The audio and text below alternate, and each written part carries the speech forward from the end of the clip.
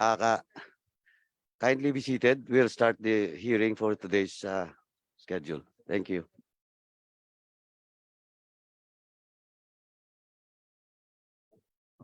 Good morning, everyone. On the part of the Committee on Public Accounts, the hearing is now called to order. On the part of the Special Committee on Senior Citizens, the hearing is now called to order. Thank you, Vice Chair. Let us all stand up. We will ask Vice Chair Honorable Jervil Luistro of the Committee on Public Accounts to lead the opening prayer.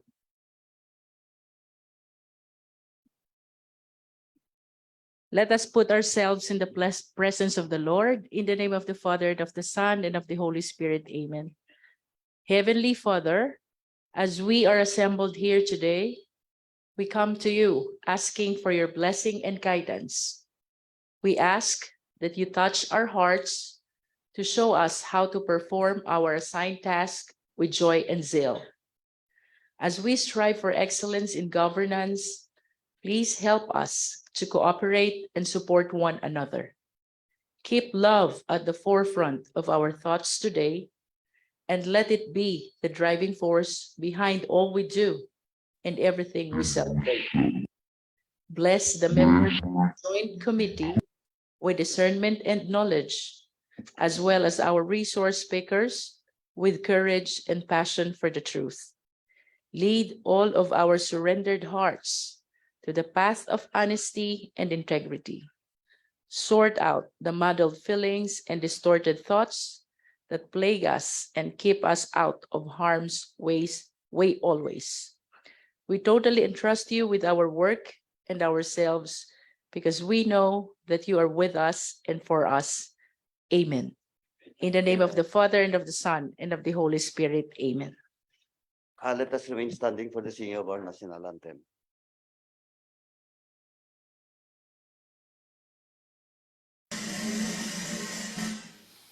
Bayang magiliw, perlas ng silanganan, hanap ng puso, sa dibdib mo'y buhay.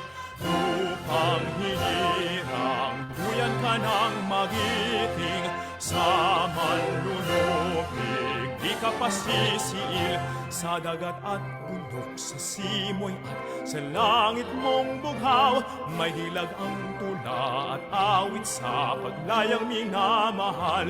Ang kislap ng watawat mo'y tagumpay na nagniningning, ang bituin at araw niya kailan pa may di magdidilim. Lupa ng araw ng luwalhatit pagsinta, buhay ay langit sa piling mo. Aming ligaya na pag may mga api, ang mamatay ng dahil sa'yo. Please be seated.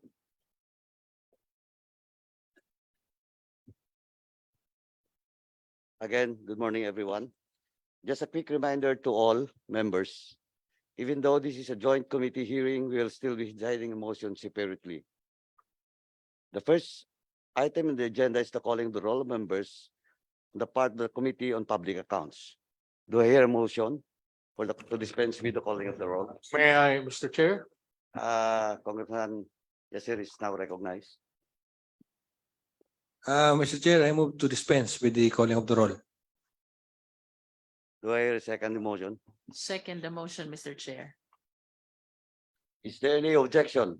There being none, the motion carries. The calling the roll is hereby dispensed with on the part of the Committee on Public Accounts. Do I hear a motion? Part of the Committee on Public Accounts. On the part of the Committee on Senior Citizens. Mr. Chair, I move to dispense the calling of the roll. Is there any objection? There being none, the motion is approved.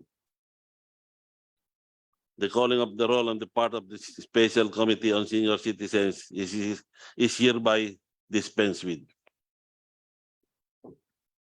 Before we proceed, I wish to acknowledge the following members of the Committee on Public Accounts who are physically present in today's hearing. our esteemed Vice Chairperson Jervil Luestro, Second District of Batangas,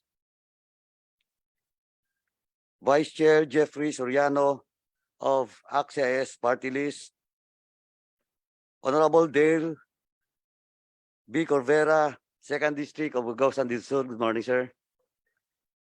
Sorry, Agusan del Norte. And of course, my good friend from the Second District of Lanao del Sur, Honorable Yasir Alonto Balindong. Morning.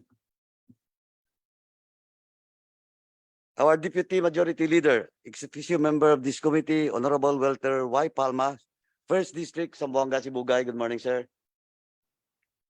And of course, my fellow member in the minority block, our Deputy Minority Leader, Honorable Franz L. Castro, ACT Teachers Party List.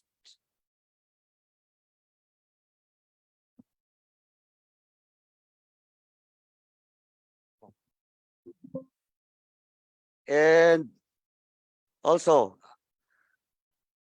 my fellow member in the minority block, our Deputy Minority Leader, Honorable Presley Jesus. Morning, Philrica Party List.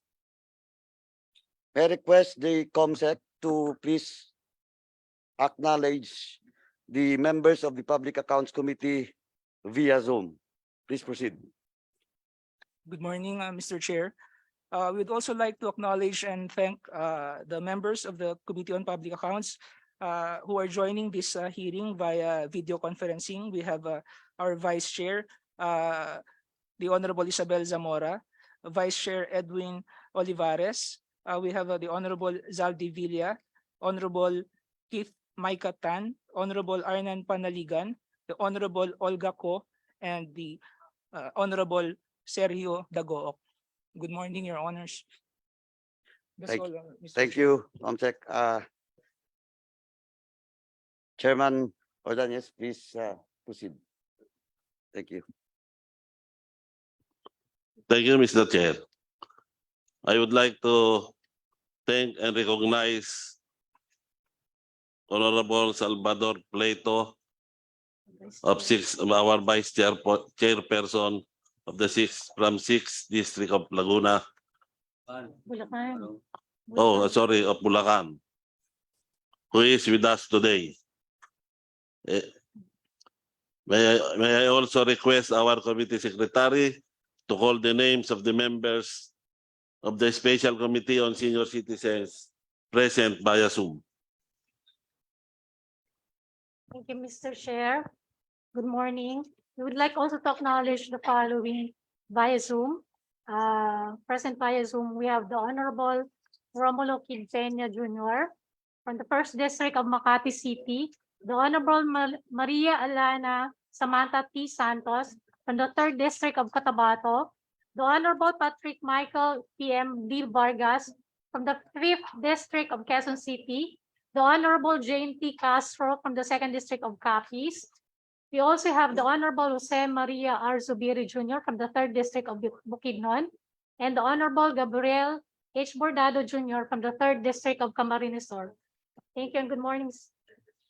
Thank you and good morning. Thank you, COMSEC. And now we will proceed to the introduction of our resource persons present in today's hearings. COMSEC, please recognize and introduce all the resource persons of agencies in this committee hearing. Please proceed. Yes, Mr. Chair.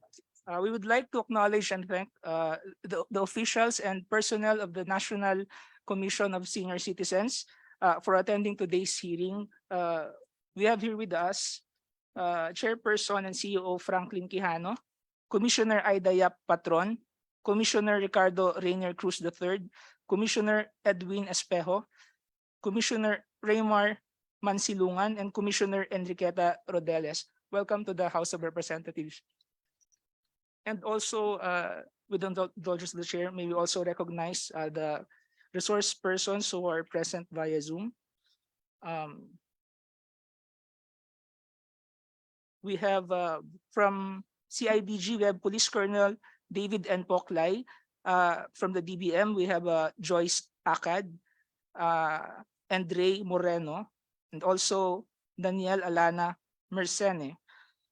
And also from the DBM, George D. Catalan. From the DSWD, we have ASEC Irene Dumlao. From the COA, we have Amando Ablao, who's the OIC Supervising Auditor. COA, Joe Vincent Grisola, Audit Team Leader. From the NBI, we have Attorney Olga Angustia Gonzalez and Rodante Beru. From the Office of the President, we have Director Julius B. Hapa. That's all, Your Honor. Thank you, Comsec. Before we proceed, the next agenda, may we request the Honorable Vice Chair Jeffrey Soriano to post for a motion. Please proceed. Thank you, Mr. Chair. Everyone will probably agree that the allegation contained in resolution number 326 and the subject matter of the privileged speech of Honorable Ordanes have intertwining subject matters and issues. House Resolution 326 calls for an immediate investigation on the status and operation of the NCSC. It mentions in the fifth whereas clause that the NCSC has been hounded by complaints involving how the NCSC is being led and operated. The privileged speech, on the other hand, simply enumerated in a more detailed manner the various complaints against certain officials on how they run the NCSC. Considering the foregoing, I think that we should simply join the issues in the resolution, and the privileged speech, we will just deal with these sub matters in a single process instead of examining them separately. I therefore move to consolidate the issues raised in the privileged speech and the resolution, Mr. Chair. There is a motion to consolidate the House Resolution 326 and the privileged speech of the Honorable Ordanes. Do I hear a second motion? Second the motion. Mr. Chairman. Any objections? The chair says none. The motion is approved. Is there any objection on the part of the Special Committee on Senior Citizens? There being none, the motion is approved. Thank you, Co-Chair Ordanes. Before we proceed, may we ask the committee secretary to please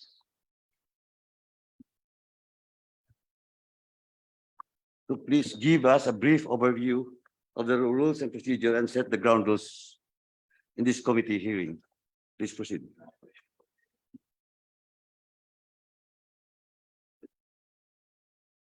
Thank you, Mr. Chair.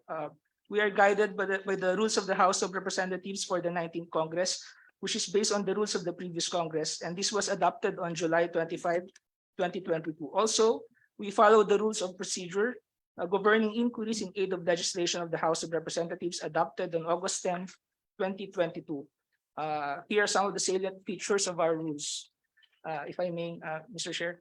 In Yes, cases please. of joint meetings, a quorum must be present in each of the committees concerned, which shall include members who are attending via electronic platforms. In cases of joint referrals, committee reports shall be approved in the joint meeting by a majority of the members present in each committee, there being a quorum. The committee report shall be signed by the chairpersons of the committees concerned. Witnesses shall testify under oath to be administered by the chairperson or by any other person authorized by law. The rights of witnesses, including their rights against self-incrimination, shall be respected. The committee shall rule upon the admissibility of any testimony or information presented by a witness. Privileged communications shall be respected. The joint committee may punish any person for contempt by a vote of 2/3 of the members present, voting separately, there being a quorum. Mr. Chair, with the approval of the chairpersons, we are also laying down the ground rules during the interpellation. Please proceed. The interpellators will be listed in numerical order on a first to register basis. However, to ensure that the members of both committees have an equal opportunity to interpellate, they will be called alternately. So public accounts and then senior citizens committee members. Resource persons are requested to give straightforward answers. If the hearing is suspended, interpellators on the list who have not yet been called will be prioritized in the next hearing. Members attending via Zoom may use the chat box, Viber, or text message to register their names on the list of interpellators. If the members on Zoom wish to make a quick interjection, they should state the reason in the chat box, Viber, or text message. Our staff will be monitoring the Zoom chat box for your messages, which we will then forward to our chairpersons. Thank you very much. That's all, Your Honor. Thank you, Comsec. Again, good morning, everyone. This is an initial hearing on House Resolution 326 titled, "A Resolution Calling for an Immediate Investigation in aid of legislation on the status of and operations of the National Commission on Senior Citizens and the privileged speech of Rep. Rodolfo Ampong M. Ordonez, delivered on August 31, 2022. Concerning alleged management anomalies and irregularities in the National Commission of Senior Citizens. House Reso 326 was referred to by the Committee on Rules and was approved in the plenary last October 15, that was Tuesday last week. Since this is the first of a series of hearing, allow me to read my opening remarks. The Philippines is one of the countries with an aging population. This indicates that the number of elderly Filipinos is growing more quickly than the general population. In 2015, the proportion of Filipinos aged 60 and above is only at 7.4%. However, by 2045, it is projected to increase to 15.9%, or around 22.4 million of our future population. The continued growth of the elderly population also means the expansion of issues that must be addressed by the government. Because older citizens are still an important part of the community, their needs should be given due attention and deep understanding. It is imperative that we know and understand properly their condition and the problems they face, and protect them from oppression and exploitation. To prepare for this demographic shift, Republic Act number 11350 was enacted on July 25, 2019, which established the National Commission of Senior Citizens. The commission, which reports to the Office of the President, is tasked with overseeing the complete implementation of the government laws, policies, and programs pertaining to senior citizens. It is also tasked to review and conduct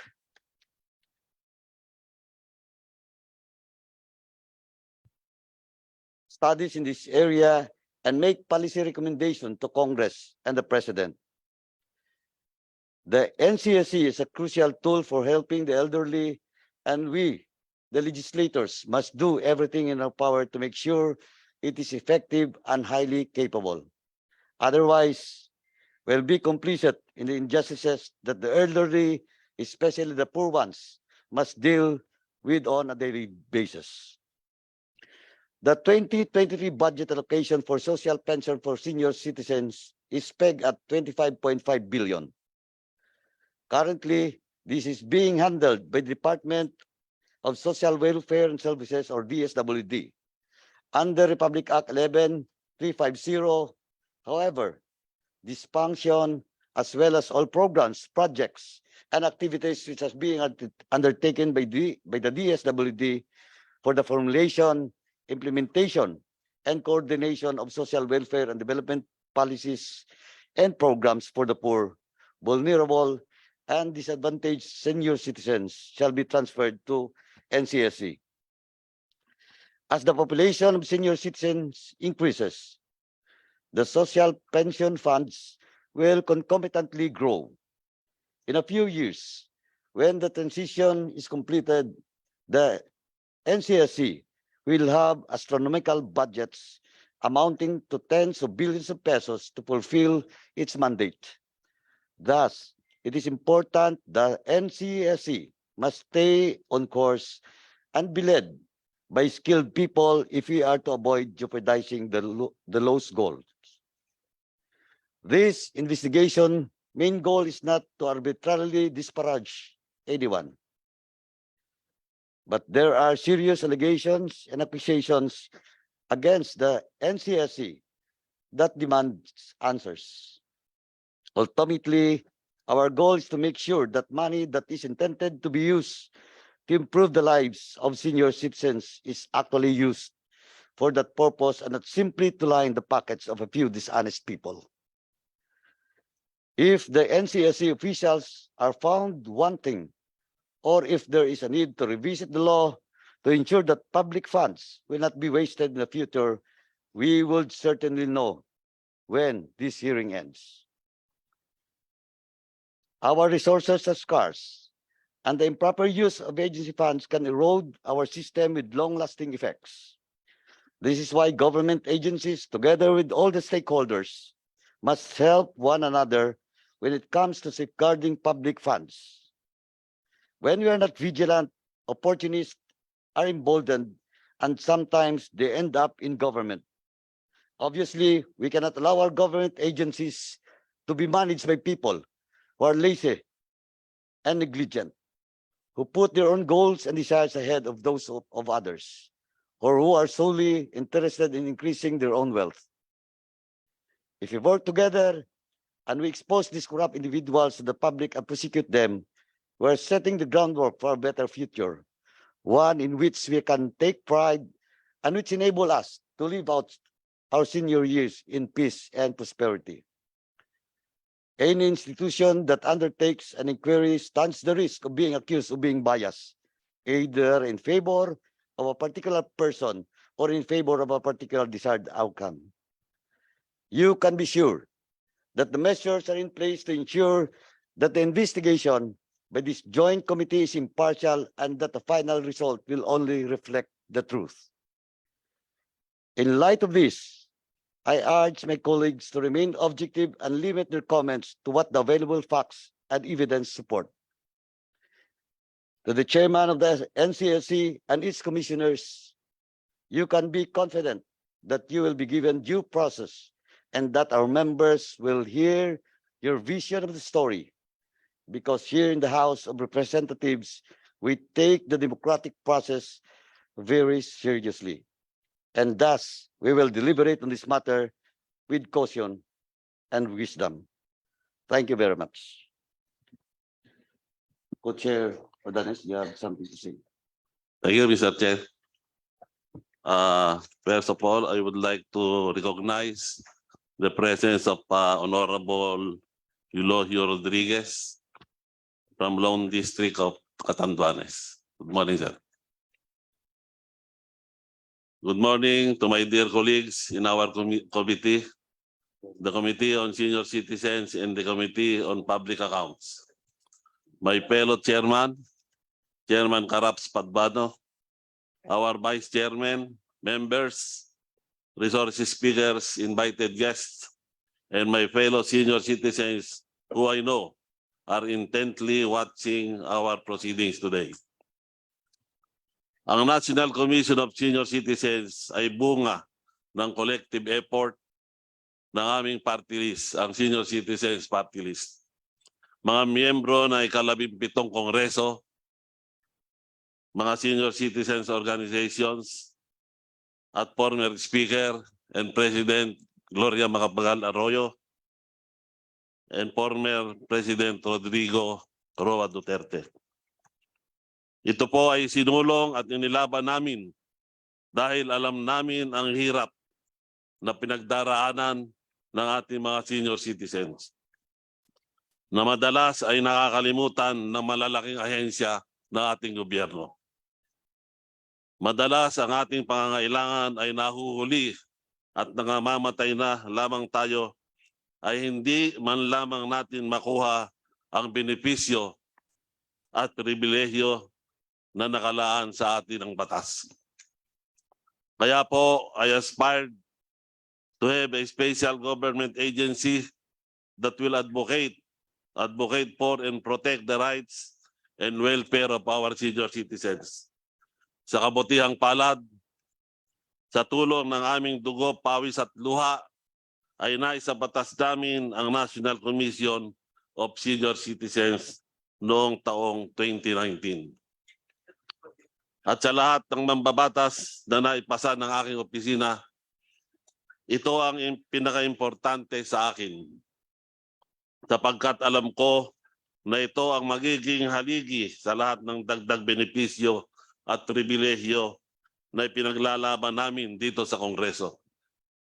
Na kung hindi maayos ang pagpapatakbo nito, ay baliwala ang lahat ng mga batas na pinagpapagura namin ni Chairman Caraps dito. Alam po ng komisyon ang lahat ng tulong na inabot ng aking opisina para lamang maisaayos ang ating komisyon. Ang nakakalungkot po, mula nang nagsimulang tumakbo ang komisyon sa pagka-appoint ng ating chairman, ay hindi pa rin maramdaman ng ating mga kasamahang senior citizen ang presensya ng komisyon. Sa 2 taon na kung kailan ang komisyon ay nagsimulang tumakbo, mula noon, 2 pangulo, 2 sekretary ng DSWD, 2 milyon na rin ang nadagdag sa hanay ng ating mga senior citizens. Pero hanggang ngayon ay mayroon lang tayong napanghahawakan na may nangyayaring transisyon mula sa DSWD papunta sa komisyon ay isang Memorandum of Agreement lamang na pinirmahan ng ating Pangulong Duterte noong June 29, 2022, isang araw bago bumaba ang ating Pangulong Duterte. Wala pa rin itong isang cohesive na programa para sa ating mga seniors. Wala pa din tayong opisina na maipagmamalaki. Wala pa din tayong mga tao na tutugon sa mga karaingan na idudulog ng ating mga senior citizens. Mas binigyan pa ng pansin ang gathering o oath-taking ng paboritong asosasyon, ang Senior Citizens Welfare Association or SWAP. Habang ako, gusto ko mang laging kumilos, sumuporta kumilos sa komisyon, ay kailangan kong habang ako gusto ko mang laging sumuporta sa komisyon, sa ngayon ay kailangan kong kumilos kung ano ba talaga ang nangyayari sa loob nito. Kung bakit napakabagal nitong gampanan ang mandato ng ating batas. Kahit po gusto ko bigyan ang komisyon ng oras na hanapin ang sagot sa kanilang problema, ay hindi ko naman po pwedeng gawin. Kasi ngayon po, 12 milyon na ang senior citizens na umaasa sa komisyon. Kada oras, buwan, linggo at minuto na nadidelay po tayo sa pagsasaayos ng komisyon ay milyon-milyon po sa ating mga senior citizens ang lalong nahihirapan dahil dito. Kaming mga senior citizens ay hindi na pwede pang mag-antay ng ilang taon para lamang matugunan ang aming mga pangangailangan. Kaya po, with all due respect, I launched this investigation because I hope that when we conclude our investigation, we will be able to find the real cause of the problem plaguing the National Commission on Senior Citizens. Ang NCSC po ay para sa ating senior citizens. Hindi po ito National Commission for Favored Senior Citizens Organization. Hindi po papayag ang representanteng ito na ang komisyon ay imanapula ng ilang tao, ilang grupo para lamang sa kanilang pansariling interes. At hindi po ako papayag na magamit ang Senior Citizens Commission sa ambisyong politikal. And I promise that whatever and whoever the problem is, we will use all the powers available to us to cure it and give our senior citizens the service they deserve since 2019. Maraming salamat po. Thank you, Co-Chair Pompong Danyes. Before we proceed, we recognize our members via Zoom. Honorable Yodi Tarilla of the Lom District of Occidental Mindoro and the Honorable Mary Michi Kahayon Oy of the Second District of Caloocan. Before we proceed with the first round of interpellation, may we ask the Comsec Abi to administer the oath of all the resource persons present in today's hearing, and that includes in the Zoom. Those guests in the Zoom should also take their oath. Please proceed, Comsec Abi. Thank you, Mr. Chair. May we request the resource persons and invited guests to please stand up and raise your right hand. May we also request the resource persons and invited guests present via Zoom to also join the oath, and please open your cameras po. Naka-open na po lahat. Lahat po ng resource persons and invited guests sa Zoom. Okay, and please open and join the oath po. Okay po. Please state your name. Do solemnly swear that I shall tell the truth, the whole truth, and nothing but the truth. Thank you po. May sit down. Thank you, Comsec. Before we proceed with the first interpellation of our fellow members in this committee, please kindly acknowledge. We would like to recognize the presence of Honorable Loreto Amante, Vice Chair, from the 3rd District of Laguna. Good morning, sir. Thank you, good chair. Anyway, before we proceed with the first member to interpellate, may we ask the resource person, of course represented by the chair of the commission, if you have a brief speech to deliver or any presentation. Thank you very much, Your Honors, Mr. Chair, Chairperson Joseph Stephen Paduano, Chairperson Rodolfo Ordanes, members of the two committees, good morning. Actually, I wanted to make a presentation in PowerPoint, but I think it will take very long. So let me just make it brief, Your Honors, please. Your presentation, please submit na lang sa committee. Opo. Please. Thank you. Thank Please you. proceed. Your Honor, the law, Republic Act 11350 was passed on July 25, 2019. And this is one law which was created in no time at all, only in 6 months. Natapos po ang batas. So it was really a proof that this law is landmark. However, Your Honor, the commissioners were appointed starting 2020. So on January 2020, Commissioner Idaya Patron was appointed. And on May 2020, Commissioner Gloria Mercado was appointed. She is now at DepEd. And then on September 2020, this representation was appointed. Being a commission, Your Honors, we could not conduct a quorum considering that the majority of 4 must be present of the 7. There are supposed to be 6 commissioners and 1 chairperson. However, even despite that, we would like to point out, Your Honors, that 2020 was the beginning of the COVID year. And so this representation was not able to take any plane ride at all.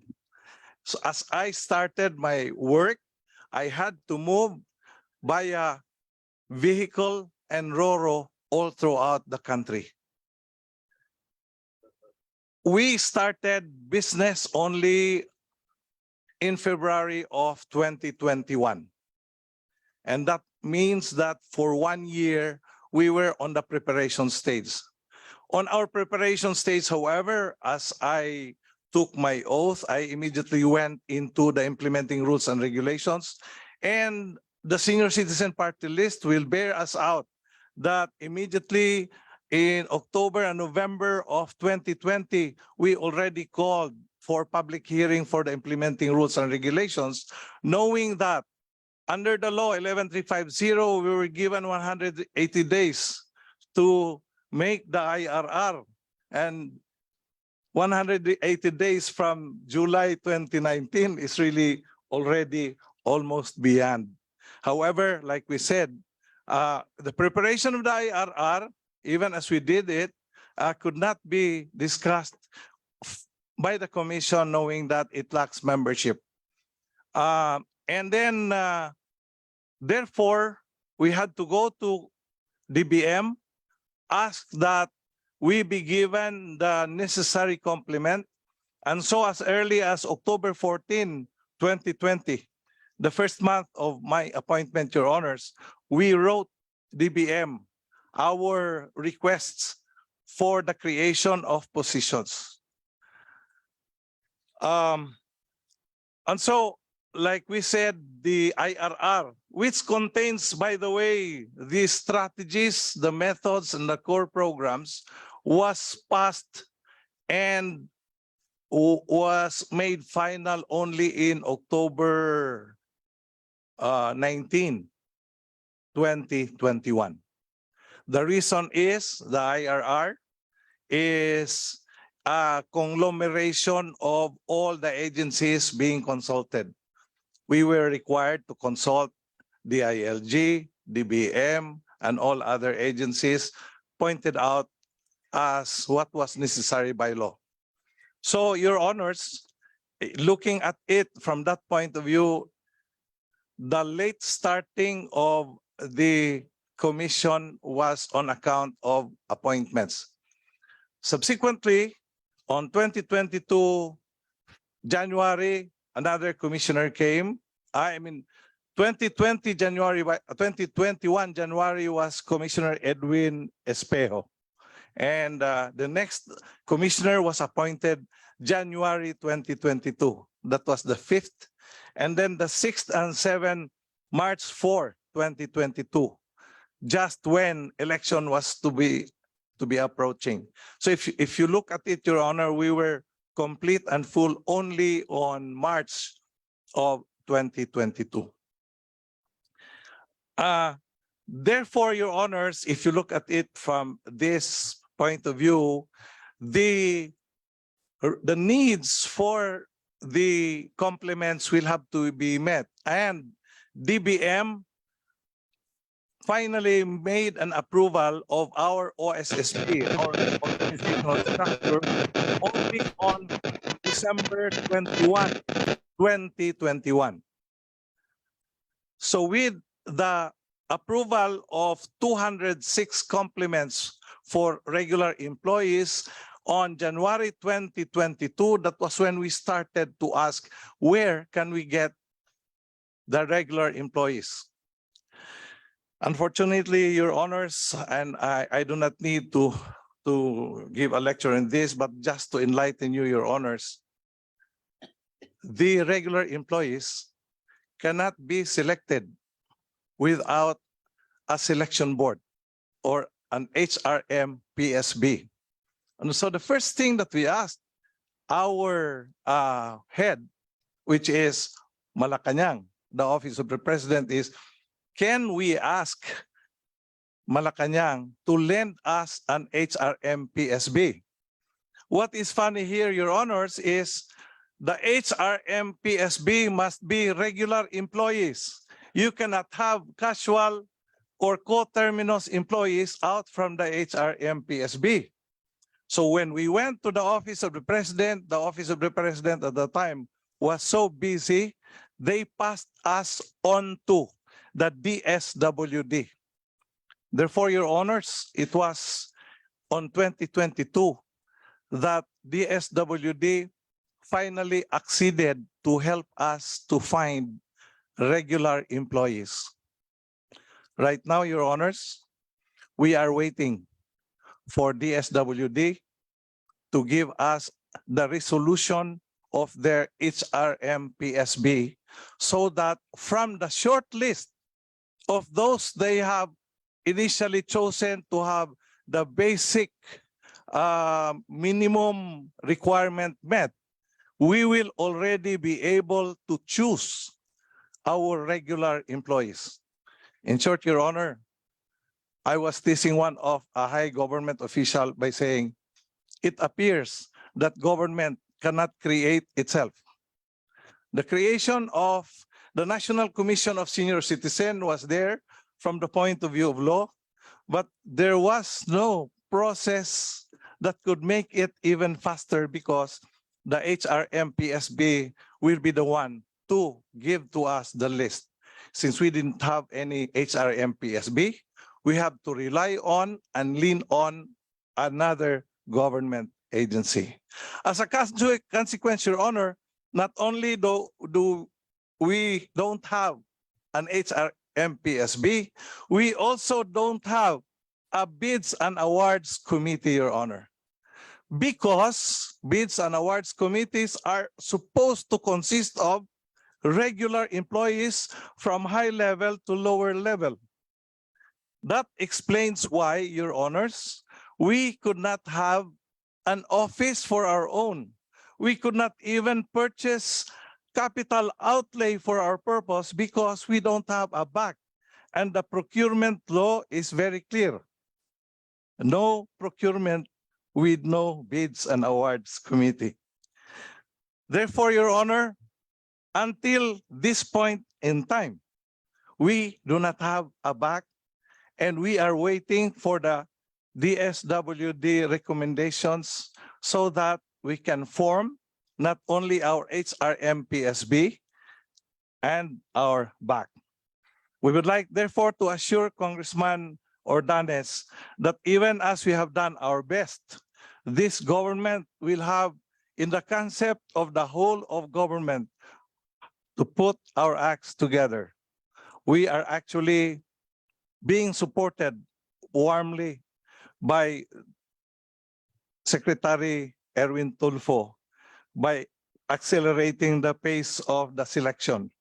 And yet, since notices have to be made, interviews have to be done, shortlisting have to be done, we are hoping that this week, or hopefully in God's time, next week, we will get our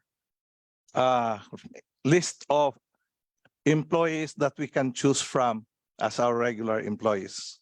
Having said all this, Your Honors, we would like to assure Honorable Ordanes that we have made all our plans. We have our 5-year plan. The IRR is in itself a plan, and it contains the thoughts and the plans of the party list.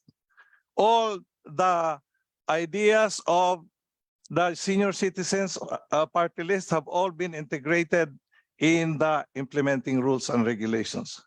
Your Honor, I would like to say we will thank Congressman Ordanes and Congressman Paduano for this opportunity, calling government to quicken the pace of the creation of NCSC.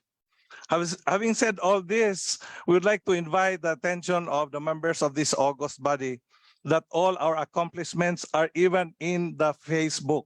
The official Facebook page that we have contains the actions and our interactions. We have been consulting the senior citizens as to what should be done first. But then, Your Honors, even on the issue of budget, Congressman Ongpong himself will bear us out that our budgets have been wanting.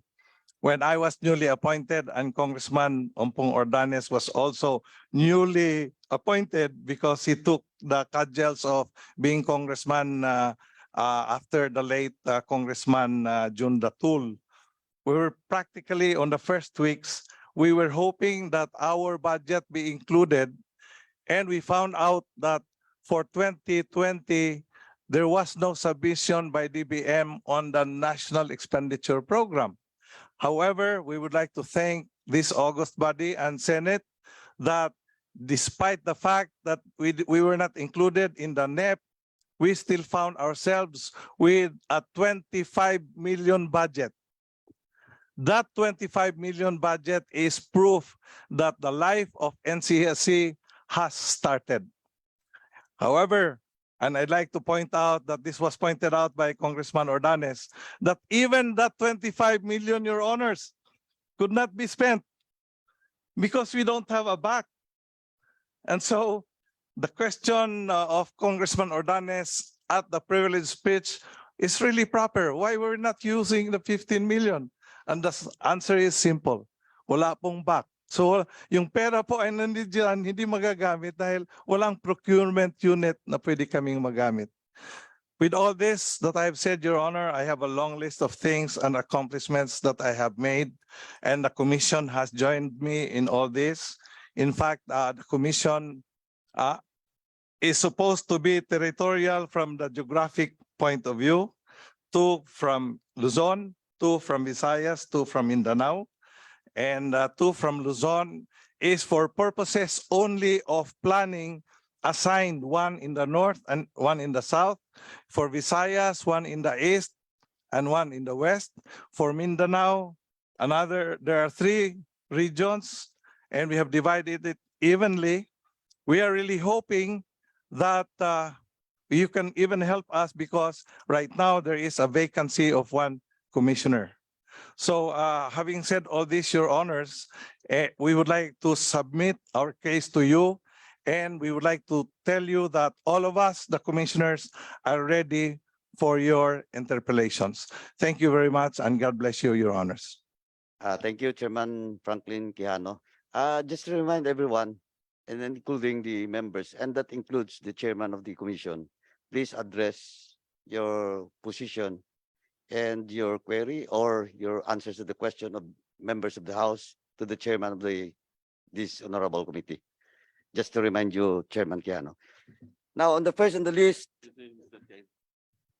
please proceed.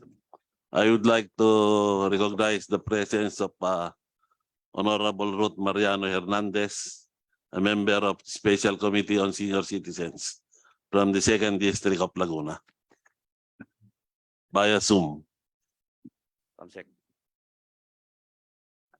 Mr. Chair, we would also like to recognize and welcome Director Maria Ana Nugid from the DSWD.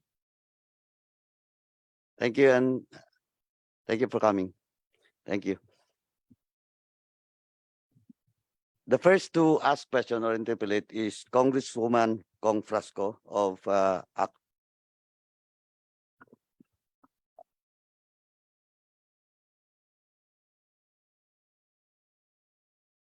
Thank you, Mr. Chair.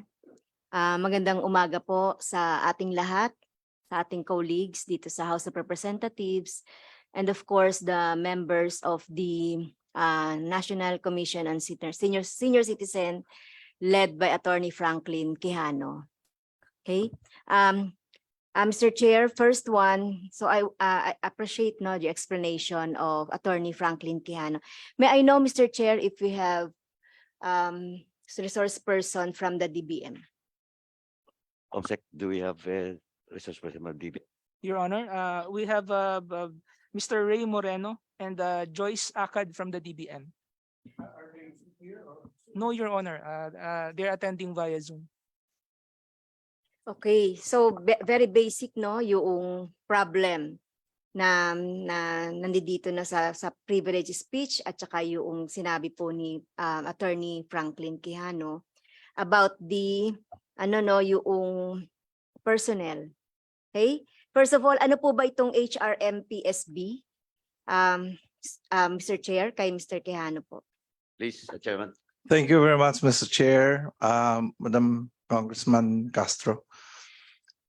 The Human Resource HRM, Merit and Personnel Selection Board, Yes. is a requirement by the civil service that no regular employee can be selected and chosen without the selection process, Your Honor. Okay. So, based on the law, based on the law, meron pong structural, may structure ang ating NCSC, right, Mr. Chair? Opo, Mr. Chair, the OSSP, the organizational structure and staffing pattern was approved by DBM on December 21, 2021. Okay, so based on your OSSP, so how many regular employment would that be? That would be about 206, Your Honor. 206, and yet there are only 35, right? 35, Mr. Chair, 35 personnel in the NCSC, right? As of the moment right now, Mr. Chair, Your Honor, that is correct because we cannot arbitrarily appoint anyone without an HRMPSB resolution. Okay. So saan po manggagaling yun? So first of all, so dapat yung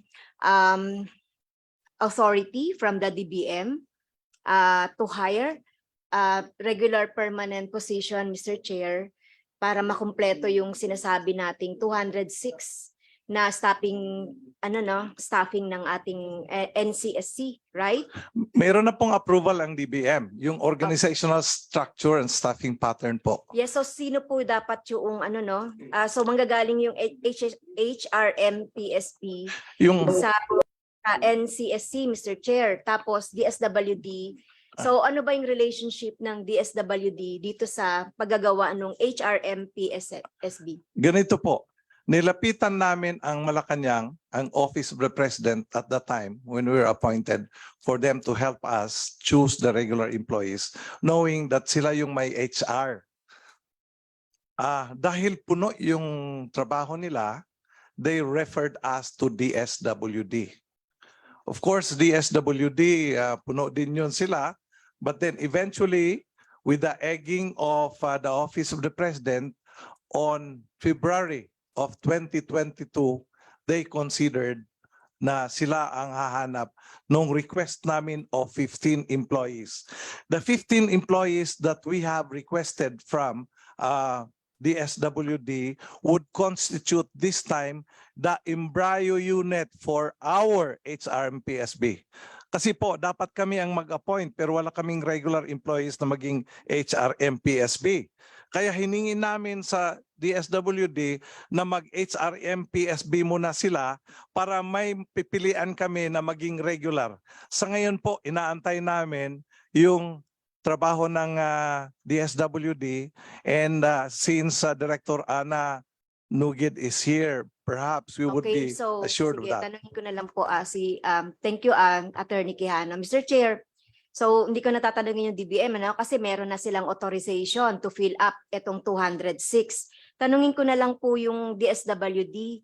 So kailan po ipinasa ng NCSC ito pong yung usapin ng HRMPSB? Kasi po 2019 pa itong NCSC. Pero hanggang ngayon 2022 na ganito pa rin, parang wala pa rin silang magawa. Although meron din silang budget, pero yun po yata yung kailangan. So ano po yung status nito HRMPBSB? Okay, good morning, Mr. Chair.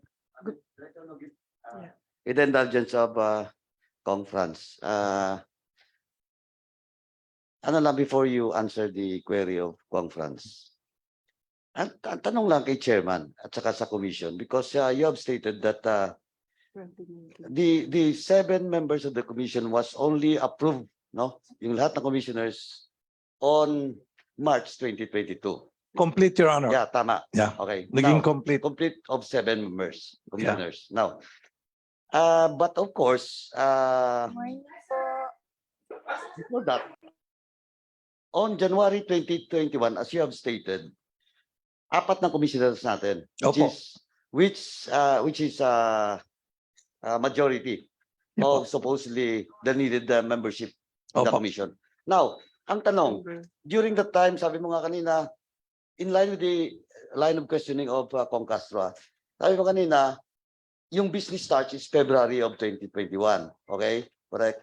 But of course, you started to assume office on October 14, 2020. Now, with the 4 commissioners appointed by the Office of the President, have you consulted the Commission, Civil Service Commission? with Yes, regards to sir. this?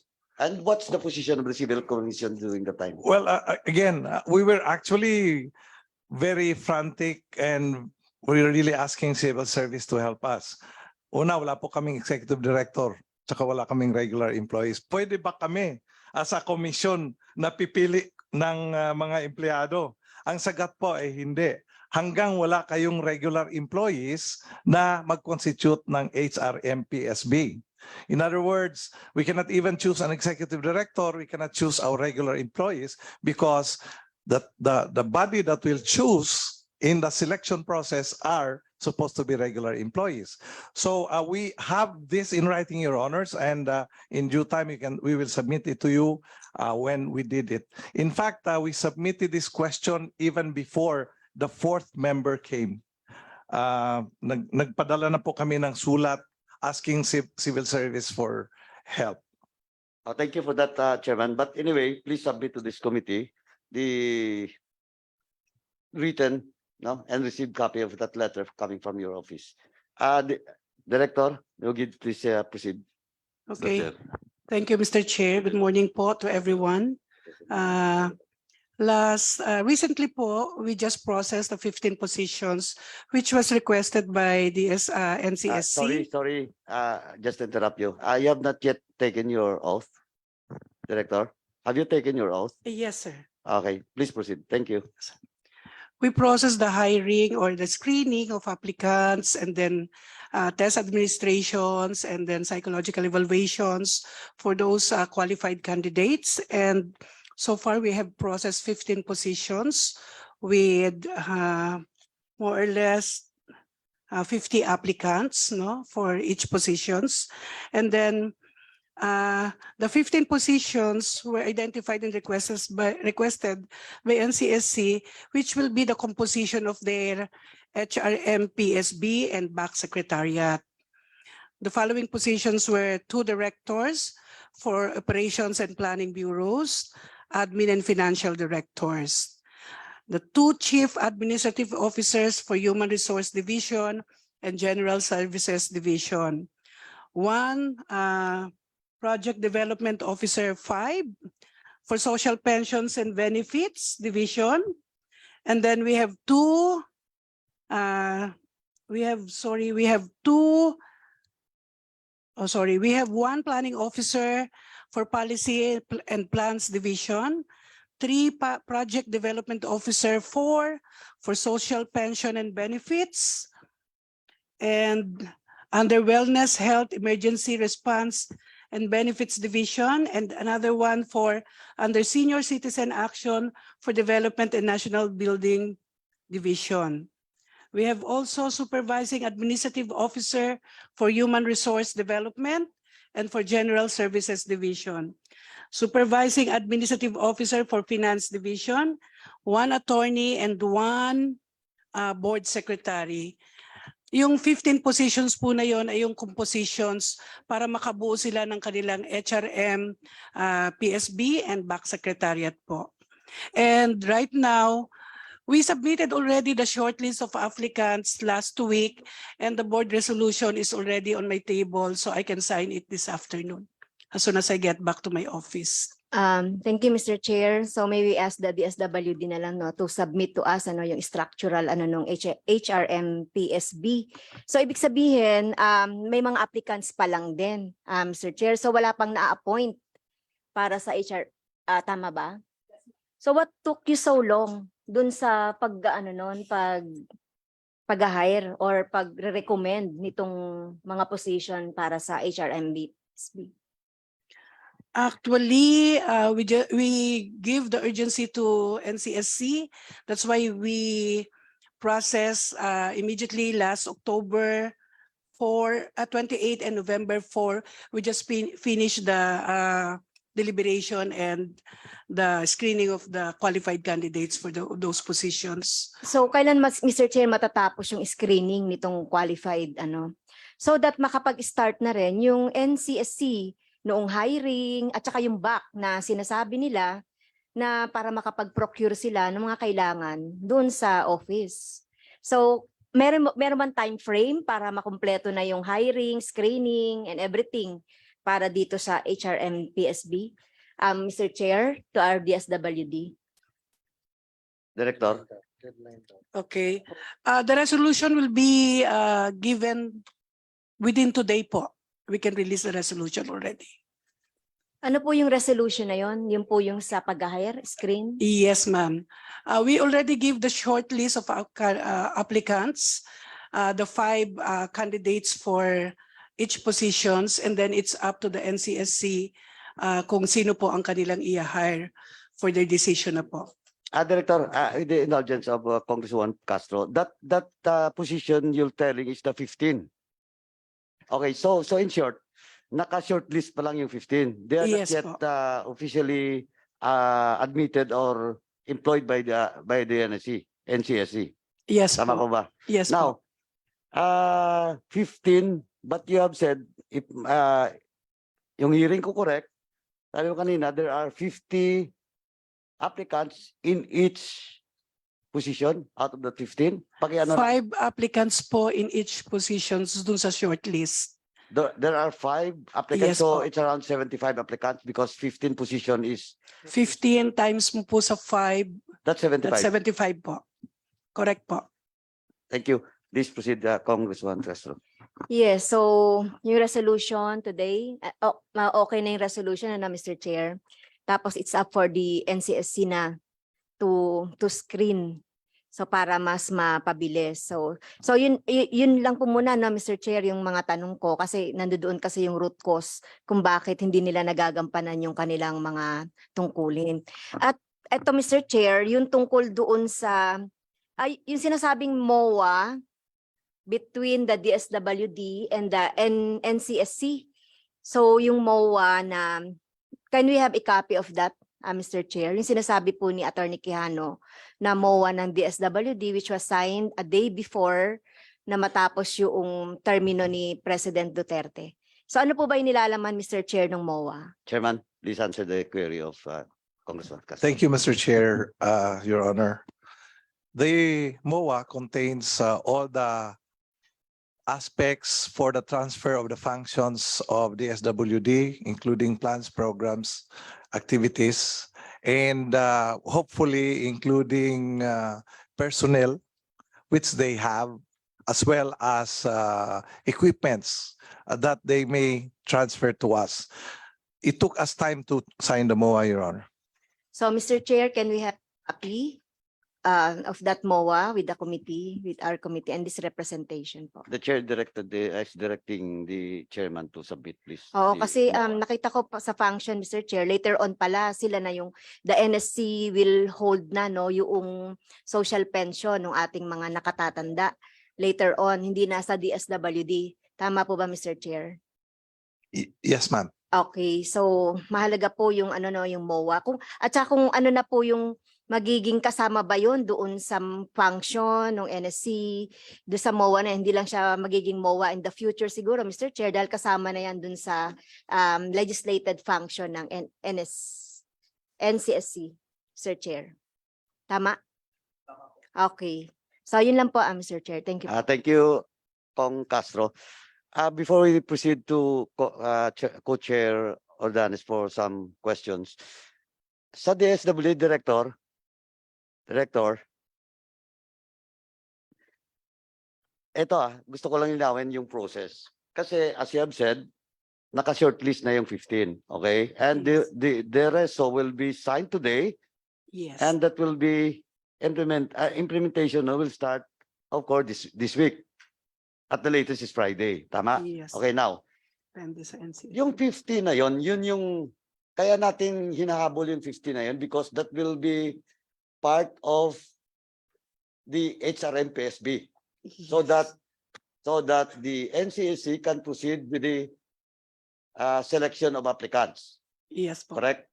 Yes po. Now, ibig sabihin yung 50 na yon is part of the reso, then those applicants, yung 75, now 60, remaining 60 applicants will be also part of the reso and will be submitted to the NCSC Commission? Yun pong lahat ng applicants was already shortlisted. And then yung sa reso po, I haven't seen the resolution yet, but it's a composition of all the applicants for the positions po.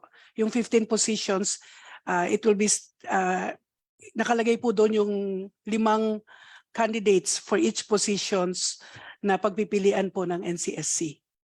Thank you, Director. Chairman, Yes, Your ang tanong ko lang, kasi you have consulted Malacanang and Malacanang passed it to the SWD, as you have said, and we need that document. You have wrote a letter to the CSC about this matter.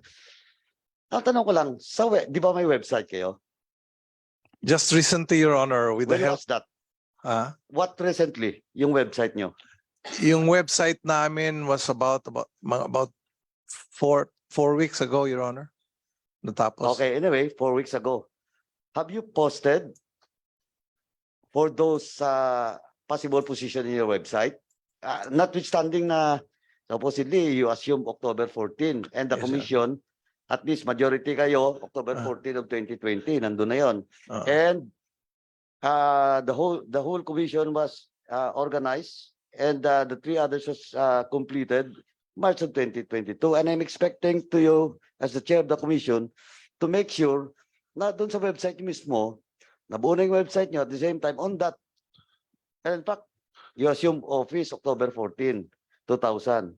Now, ang tanong ko lang doon, dapat, maliban doon sa napaka-delay, dapat naka-post na rin doon sa website niyo because at the end of the day, it's still the HRMPSB that will be part of the resolution of the DSWD.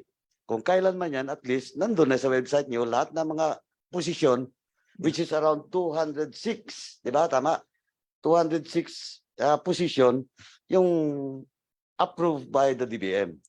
Opo, Your Honor. Mr. Chair, the process of even registering with DICT took us long. Kasi kailangan na lahat, may bayaran, etc.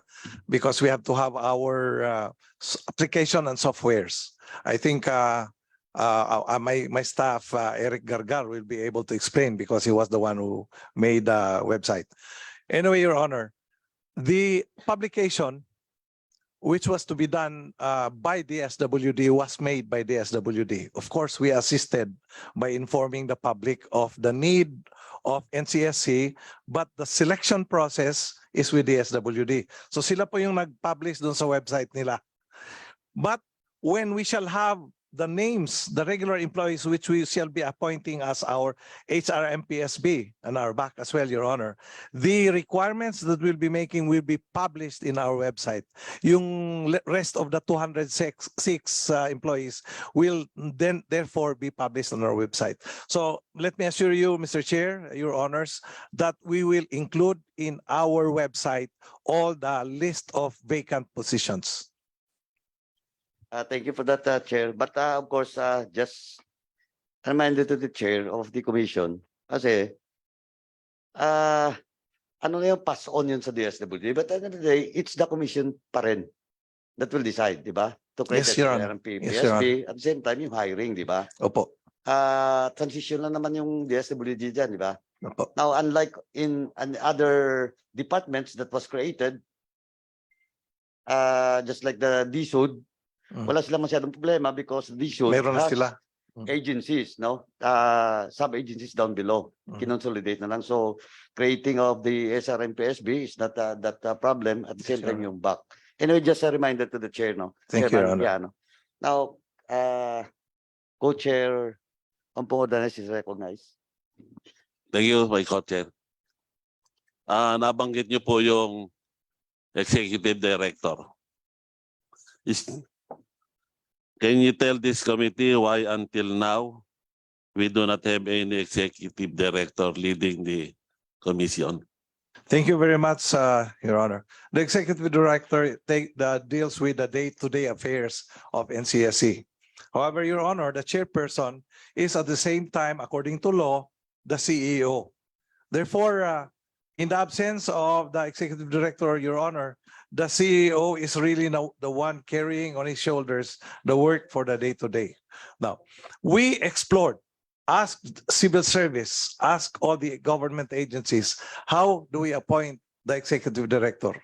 Still, Your Honor, the process of choosing an executive director is a selection process. You have to publish, you have to ask their requirements, and then shortlist.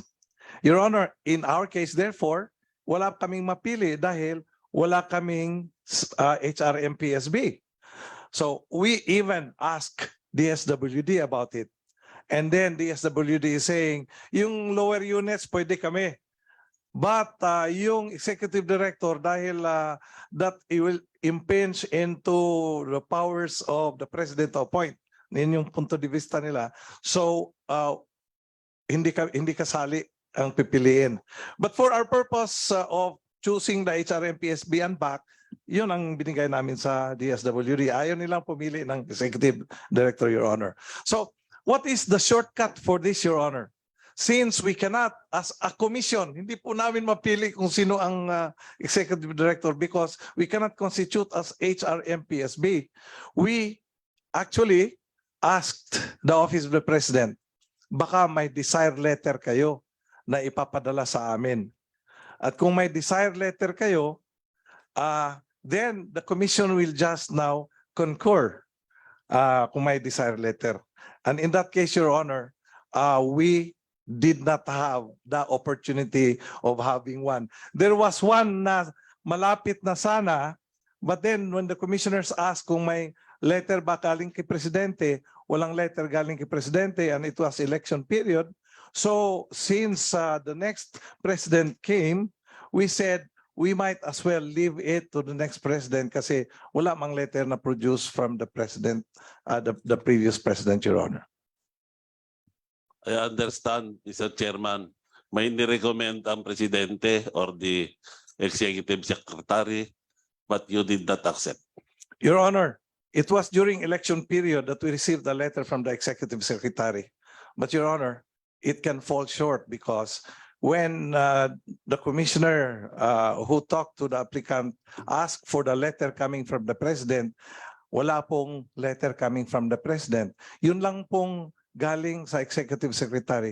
And Your Honor, we don't want to go to jail. We don't want to say galing ito sa executive secretary, therefore sa office of the president na ito. We really wanted that it should be the president. That's why it fell short, Your Honor. And right now, we are still searching for the ways by which we can appoint the executive director. May I know, is that commissioner, Mr. Chairman? It was, I think, a team of commissioners were talking about that. Commissioner Raymar, even Commissioner Rainier. Wala si Commissioner Rainier. Oo. Thank you, Mr. Chairman. In line with the query by Co-Chair Ordonez, Chairman, you said that the executive secretary during the time sent you a letter Yes, Your Honor. recommending somebody, and who's that person being recommended? She's not around, Your Honor, but she came from the SWD. But who is that particular person from the SWD? The name? I cannot recall the exact name, Your Honor, but we will send to you the copies if you want to, Your Honor. Okay.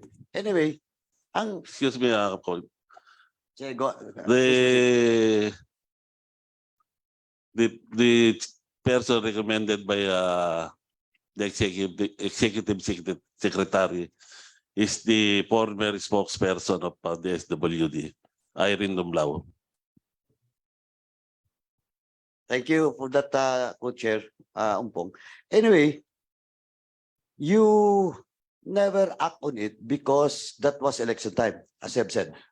We actually submitted this for the commission to deliberate, Your Honor. So we acted on it.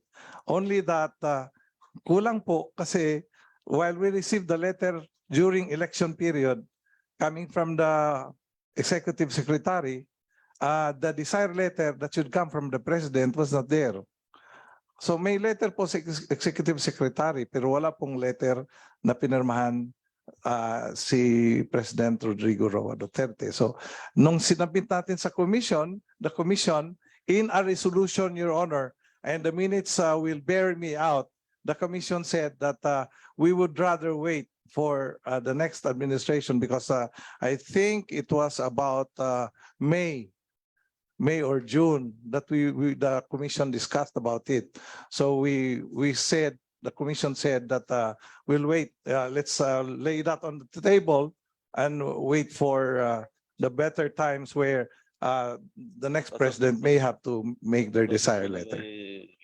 Anyway, Chairman, please submit na lang yung letter coming from the Yes, Your former Honor. executive secretary. Yes, Your Honor. But kailangan natin makita yung kasi the executive secretary is the alter ego of the president. And using, kasi ang argument mo dalawa eh. One is election ban, at the same time it's just a letter coming from the executive secretary. But the executive secretary, as far as I know, and as far as we know, as public servant, is the alter ego of the president.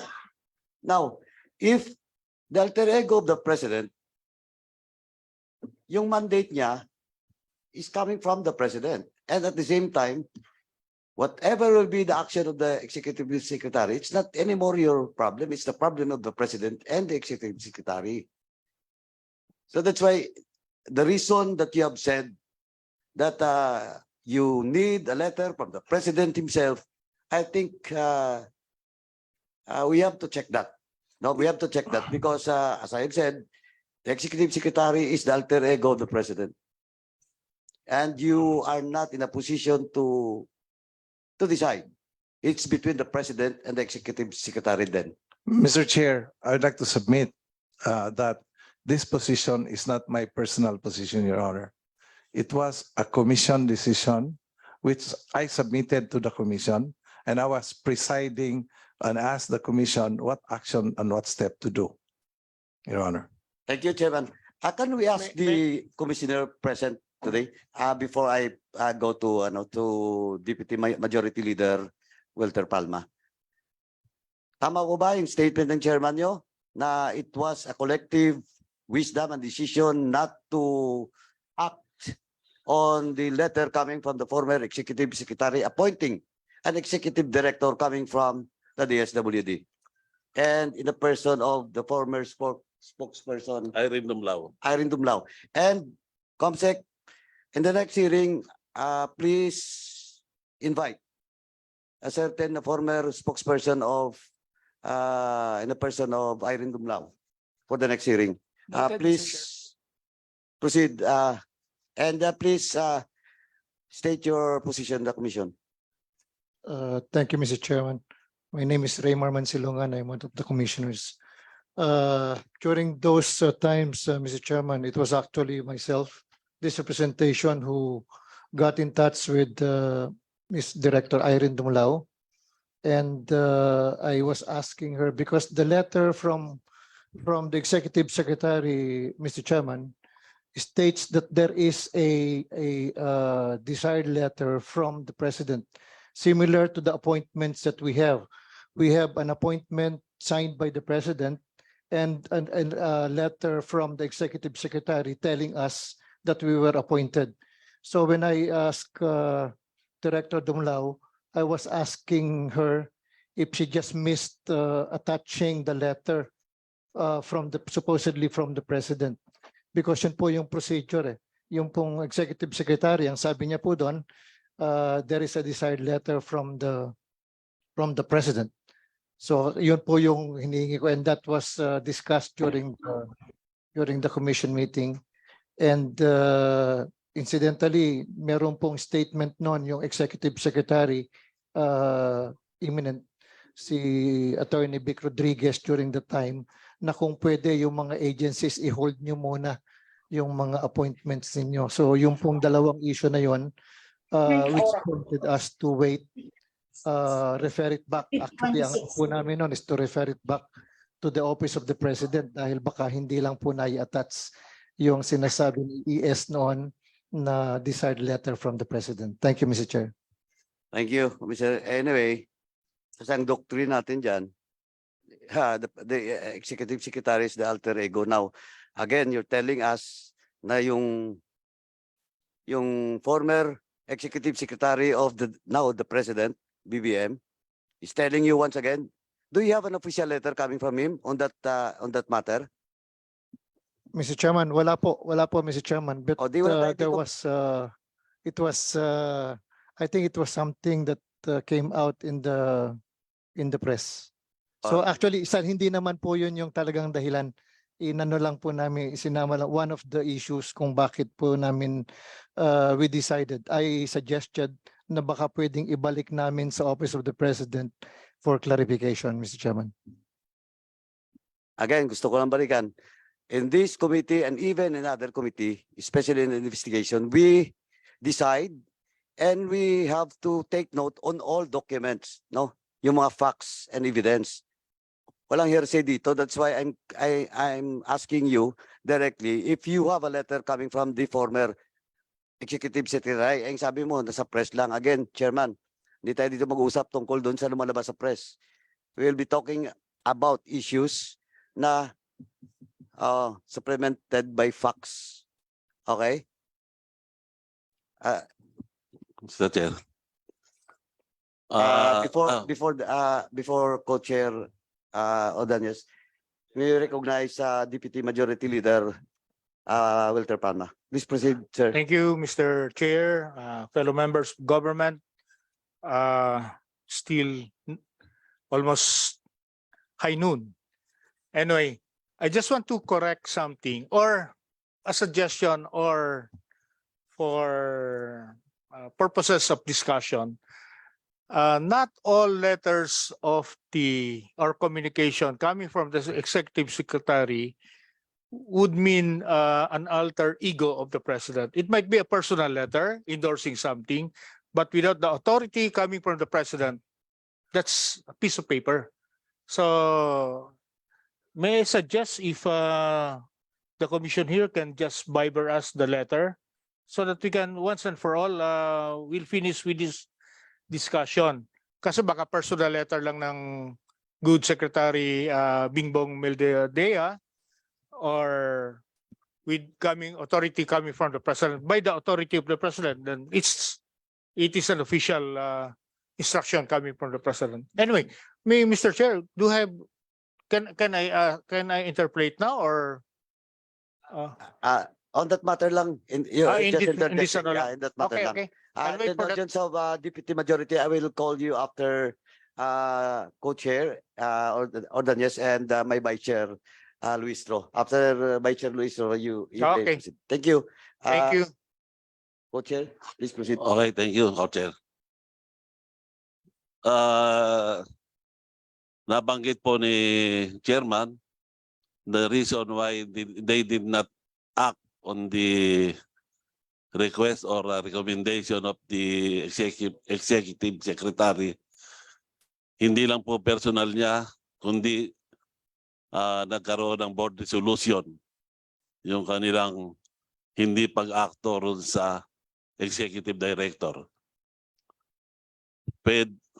Can you please submit that resolution to this committee? Your Honor, wala pong resolution. It was in the minutes of the meeting that we agreed. So nasa minutes po.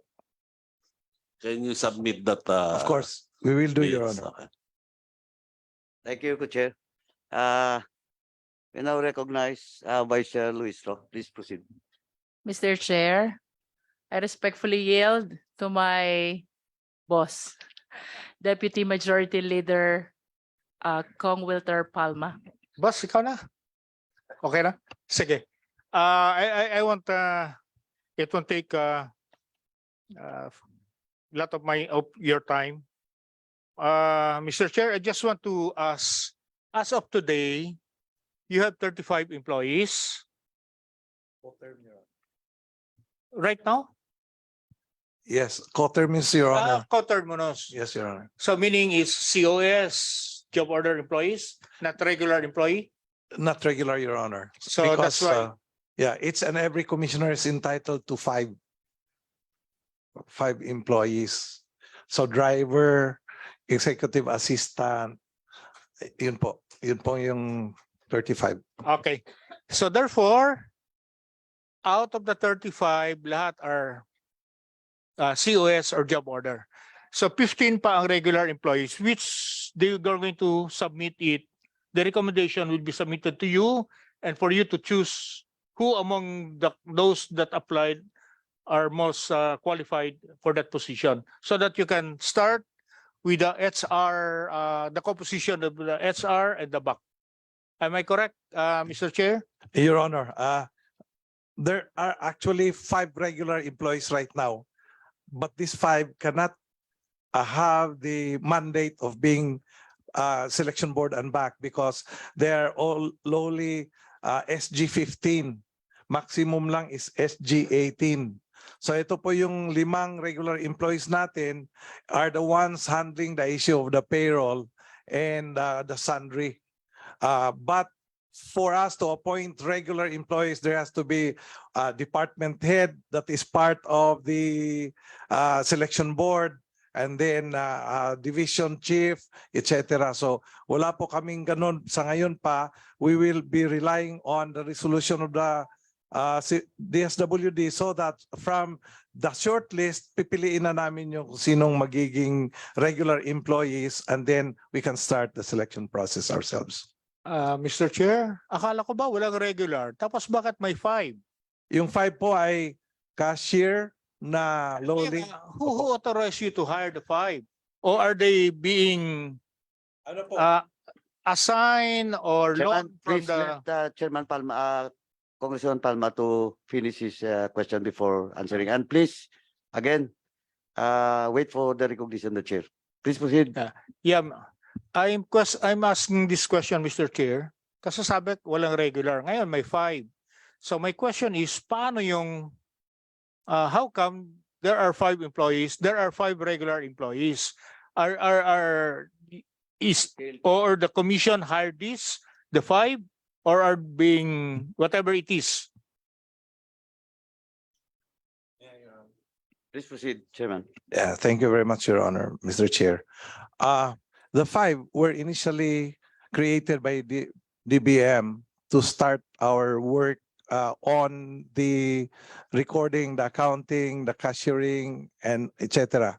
When we received the 5, Your Honor, that was when we started asking question, can we appoint these 5 regular employees? And the answer is no, you cannot, because you don't have a selection board.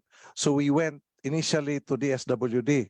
The first number that were chosen by DSWD for this was the 5, being the first number approved by DBM.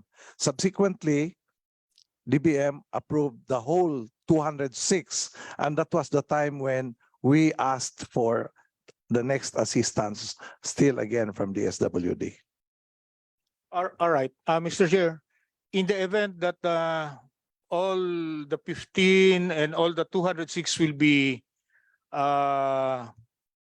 accepted, will the 5 return to the DBM, or will they become the organic of the national NSCS?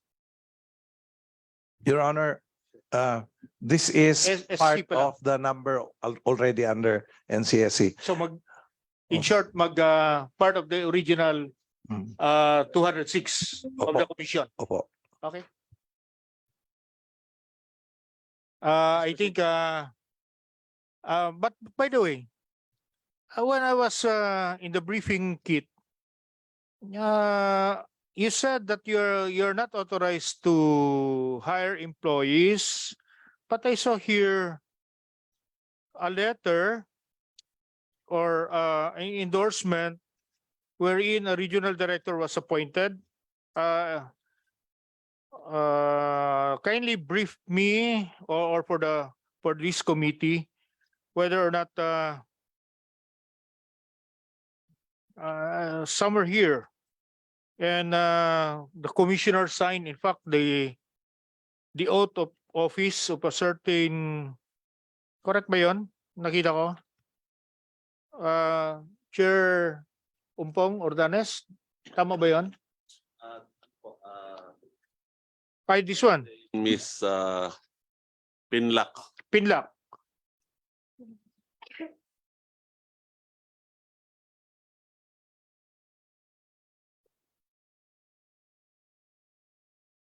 What is this?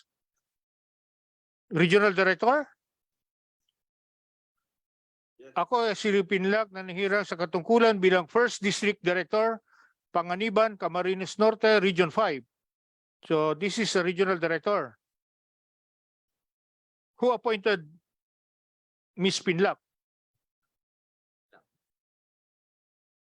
Chairman, do you confirm that a certain Pinlac is the regional director of Region 5?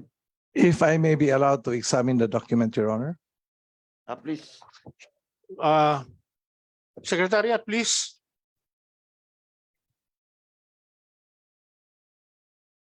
Ika, ang tagal, ako na lang. Thank you, thank you.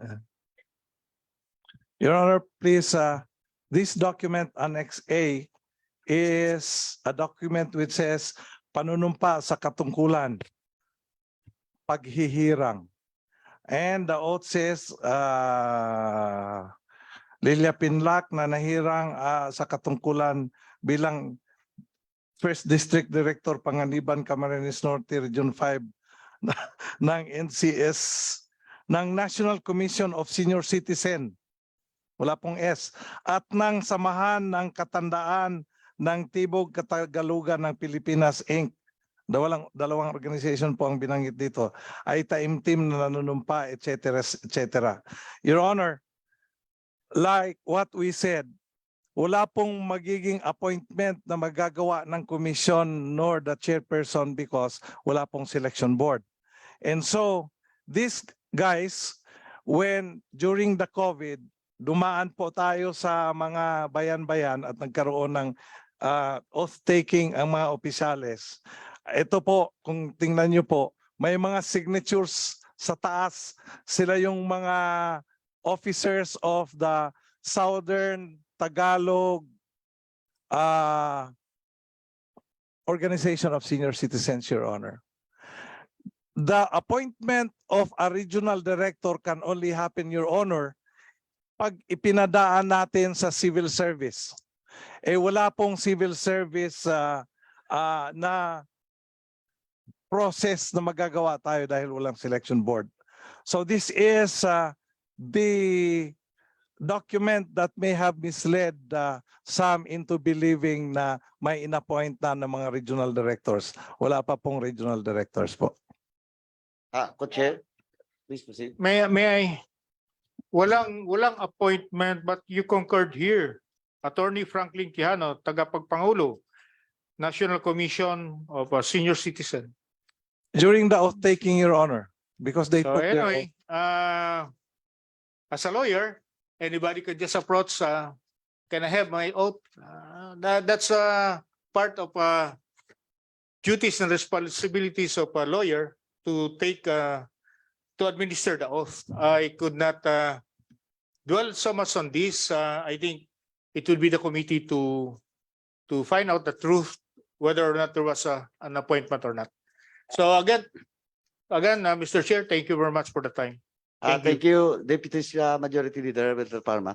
Anyway, again, may I ask the chairman, do you confirm that indeed an Annex A presented by, given to you by Deputy Majority Leader Palma, indeed that is your signature being affixed there? Yes, Your Honor. Although categorically they are not officials of the National Commission of Senior Citizen, neither they pass the process of selection by civil service. Anyway, we'll look into that. But what I'm just asking if you confirm that indeed that is your signature. Yes, Your Honor. They took their oath as officers. Thank you. Co-chair, please proceed.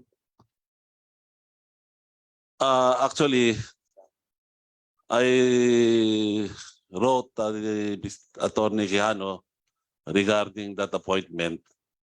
And he referred that signature to NBI and CIDG. At nung po siya kinokontak na NBI, according to the NBI, hindi na po siya nakipag-communicate. Comsec, do we invite the NBI and CIDG with regards to the point raised by Co-Chair Ordanes? Yes, Your Honor. In fact, the NBI has a representative via Zoom. It's Attorney Olga Angustia Gonzalez and Rodante Beru. Attorney Olga from the NBI, are you there? Yes, Your Honor, I'm here, but I have no personal knowledge about what sir is Your Honor, what the kind gentleman is telling us. To give you an update, sir, based on our records, we do not have any complaints regarding these senior citizen controversy. Maybe I can ask Sir Rodante Veru, Head Agent Rodante Veru on this matter. Attorney, what's your position in the NBI? I am the chief of the anti-graft division. I have assumed the position last September 2022, sir. So you don't have direct knowledge about the letter that was sent by Chairman Quijano in your office or the NBI's office? Sir, Your Honor, as of Friday, we have received this invitation together with the resolution and the letter. That's the only thing that we have so far. Maybe Sir Rodante Veru can enlighten us on this if he has anything to say, Your Honor. Attorney Dante Vero is recognized.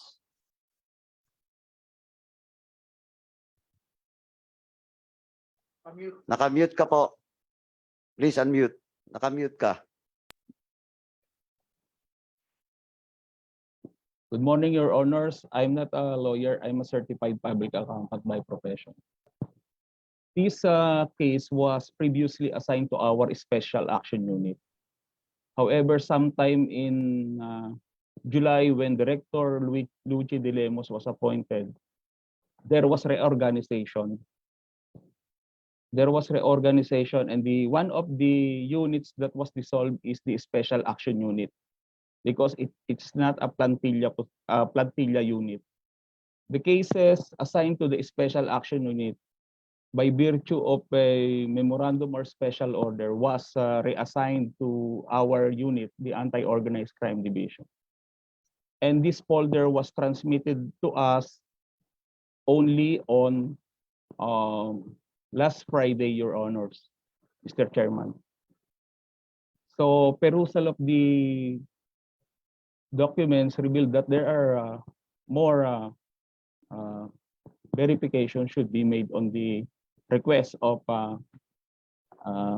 Honorable Congressman Ordanes, together with the letter of Attorney Franklin Quijano as attached document, Your Honors. So you confirm that indeed Chairman Quijano wrote a letter to NBI about that matter? Your Honor, perusal of the documents, it was attached to the request of Honorable Congressman Ompong Ordanes addressed to our director. First letter was on January 17, addressed to our OIC director, Distor. And the second letter, a follow-up letter, I think this is a follow-up letter dated October 12, 2022, addressed to our new director, sir, Your Honor. Please stand by from the NBI. Chairman Quijano, is it correct that the allegation being made that you wrote a letter to NBI and CIDG to check the authenticity of that letter? Your Honor, please, if I may be allowed, Mr. Chair. Please proceed. The attention of the chair was called by the Honorable Congressman Rodolfo Ordanes regarding PINLAC and SWAP and allegations like collections, extortion, or sorts. Your Honor, it is my duty as a government official to immediately act on this. And since the commission is small, we don't have an investigating unit, we entrusted the matter to NBI. And so on 17 January 2022, Your Honor, this representation wrote the National Bureau of Investigation asking for a categorical finding on what the Honorable Congressman was mentioning about PINLAC, about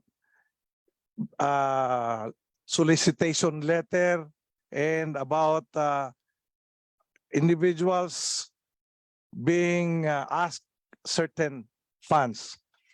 We also wanted that the practices will be stopped, Your Honor.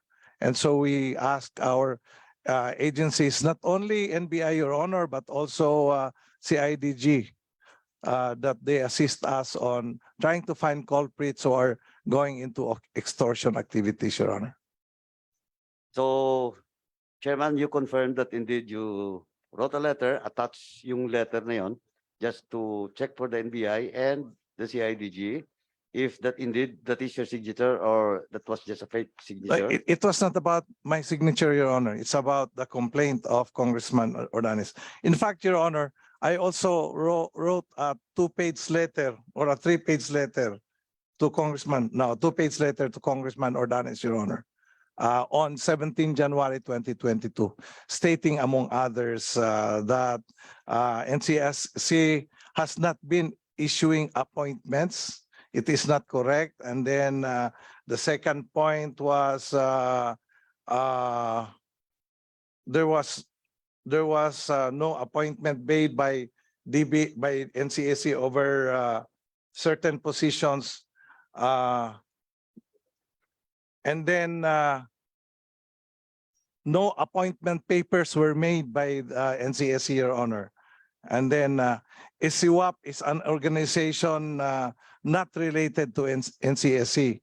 But it's not even ISIWAP only, Your Honor. There are many other organizations which are organizing the senior citizens. And then they are not authorized to solicit donations, Your Honor. So if Your Honor will allow it, this representation will also want to submit these documents, which we gave our Honorable Congressman Ordanes. Please, Chairman, at the same time, please submit to us the letter received by the NBI and CIDG that you wrote about that matter. Please submit to this committee. Sir Rodante Beru, have you heard the statement from the chairman of the commission, NCSC Commission?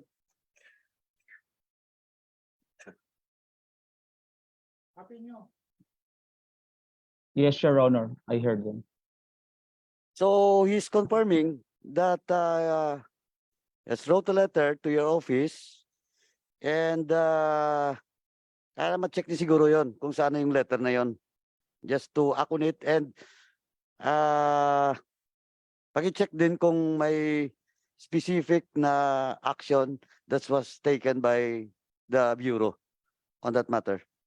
Yes, Your Honor, there were actions taken by the former agent on case to this case, Your Honor. The agent was on case secured the copy of the sworn statement executed by one Miss Pinlac, dated February 14. So I assume that the agent on his briefer talked to Miss Lilia Pinlac and asked for the copy of this statement coming from Miss Pinlac, dated February 14, 2022. Paki-submit na lang po yung yung mga documents. Sandali. Paki-submit na lang po yung mga official documents coming from Ms. Pinlac at the same time yung from Chairman Quiano. Yes, Your Honor. Will do, Your Honor. Will submit, Your Honor. Please submit it not later than next week. Yes, Your Honor. Thank you. Now, before we proceed with Ms. Pinlac, we may recognize the representative from CIDG, a certain a certain Police Colonel David N. Puklay. Are you in the Zoom, Colonel Puklay? Yes, sir. Good afternoon, sir. Please proceed. Thank you. Yes, sir. We prepared, sir, a brief presentation on the matter, sir. If we may be allowed to share our screen, sir. Please proceed.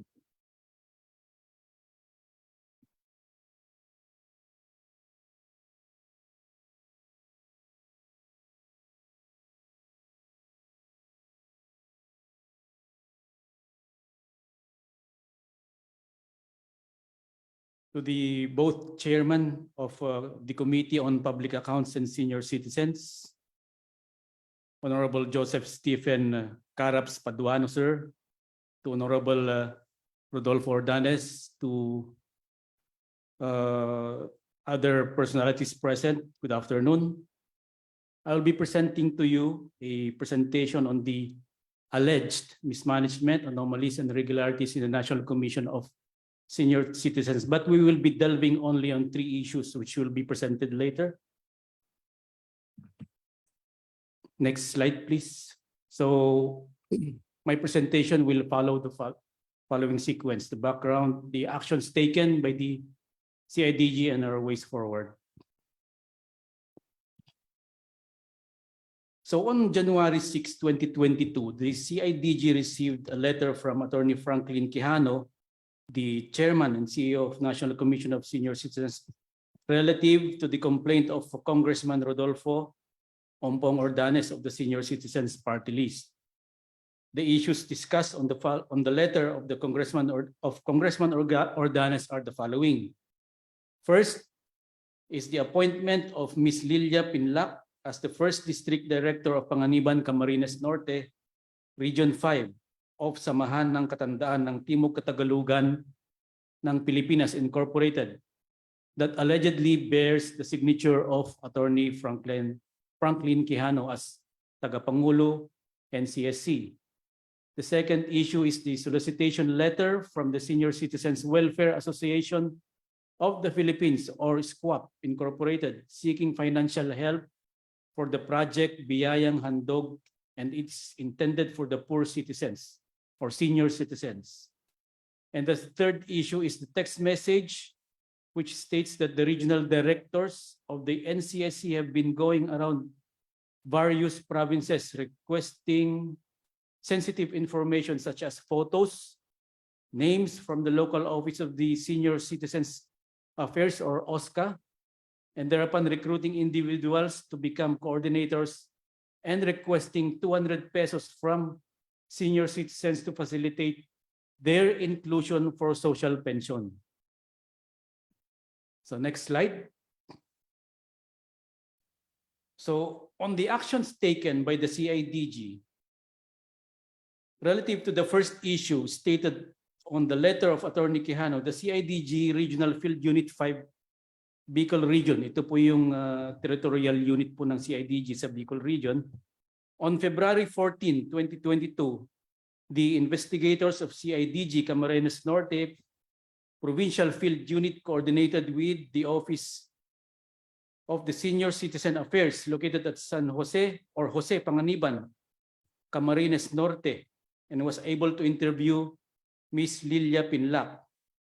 And relative to her appointment as First District Director, Ms. Pinlac presented her identification card, oath of office, attestation, and photos during the oath-taking conducted on November 4, 2021 at Sipocot, Camarines Norte, which was officiated by Attorney Franklin M. Quijano, the chairperson and CEO of NCSC, as proof of the legitimacy of her appointment.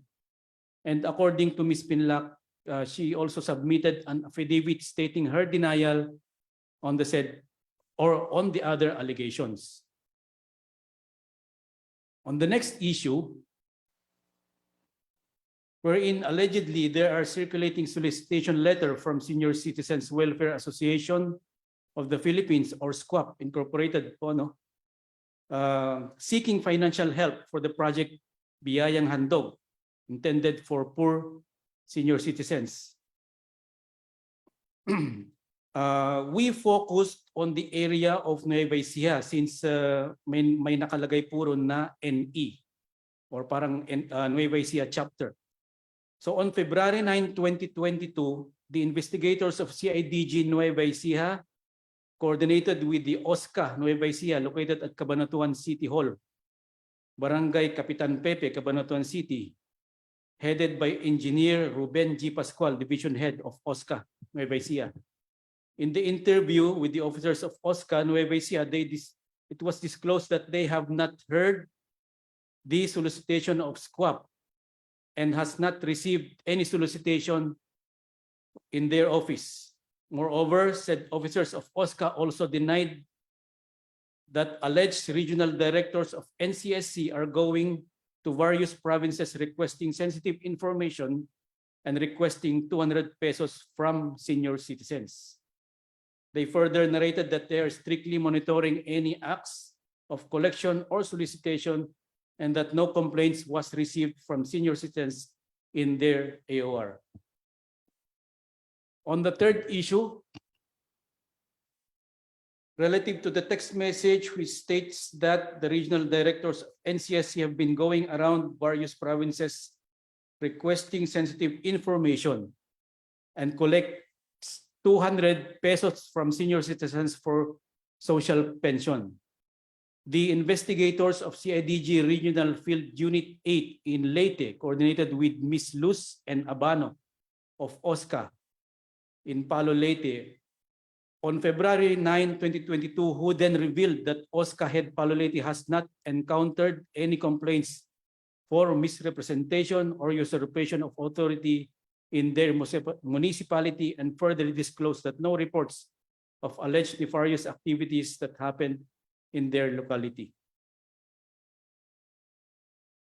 On the other actions taken by other CIDG regional field units, reports received from other probers or investigators of RFU CIDG who coordinated with the respective officials and members of Office of the Senior Citizen Affairs revealed that there were no other complaints nor information on the alleged solicitation from SQUAP and collection of 200 pesos from the regional directors NCSC. For our ways forward, CIDG field unit commanders are directed to closely coordinate with official and members of OSCA to cater to their complaints if there are any. And actually, we committed the Anti-Fraud and Commercial Crimes Unit to further validate the initial findings. CIDG to conduct continuous monitoring and validation on the said activities or alleged activities. And of course, in coordination with PNP and if it's necessary to the members of the Armed Forces of the Philippines. That ends, sir, my presentation. Thank you, sir, and good morning. Good afternoon. Thank you, Police Colonel Puklay. Anyway, Comsec, may I ask if you have invited the Miss Pinlac, then the OSCA representative from the Ecija and OSCA from Leyte? Your Honor, Ms. Pinlac is present, but we have not yet invited the other resource speakers. So the chair direct the Comsec to invite certain that was mentioned name, OSCA Nueva Ecija, at the same time the OSCA in Leyte in the person of Mrs. Luz Albano. Noted, Mr. Chair. Thank you. Mr. Chair, if I may. Yes, please proceed. With the presentation of the CIDG, can we ask a hard copy duly signed by them for our documentation purposes, and so that we will have a basis later on the recommendation that we're going to. Thank you, Deputy Majority Leader Palma. The chair orders requested the DILG to the CIDG, to submit all the documents presented in the Zoom to this committee not later than next week. With, of course, with the official signatures of the CIDG officer. Yes, Please, sir, Mr. Chair, we will comply po. thank you. So before we go to Vice Chair Luisto, nandito na rin lang, i-recognize and acknowledge the presence of Miss Pinlac. Are you in the Zoom?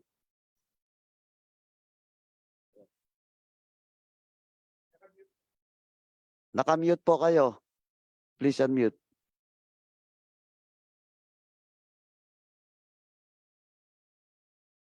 Nakamute pa rin po. I cannot hear you.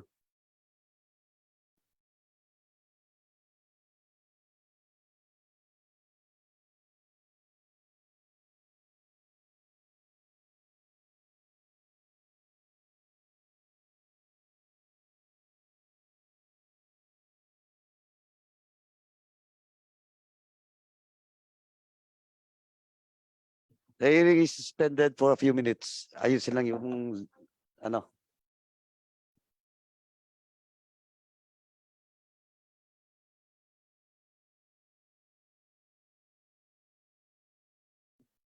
Hearing resume.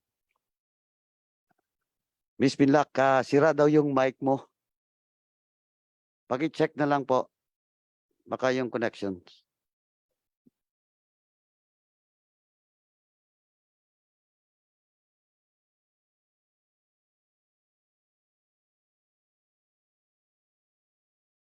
Before once again we recognize Miss Pinlac,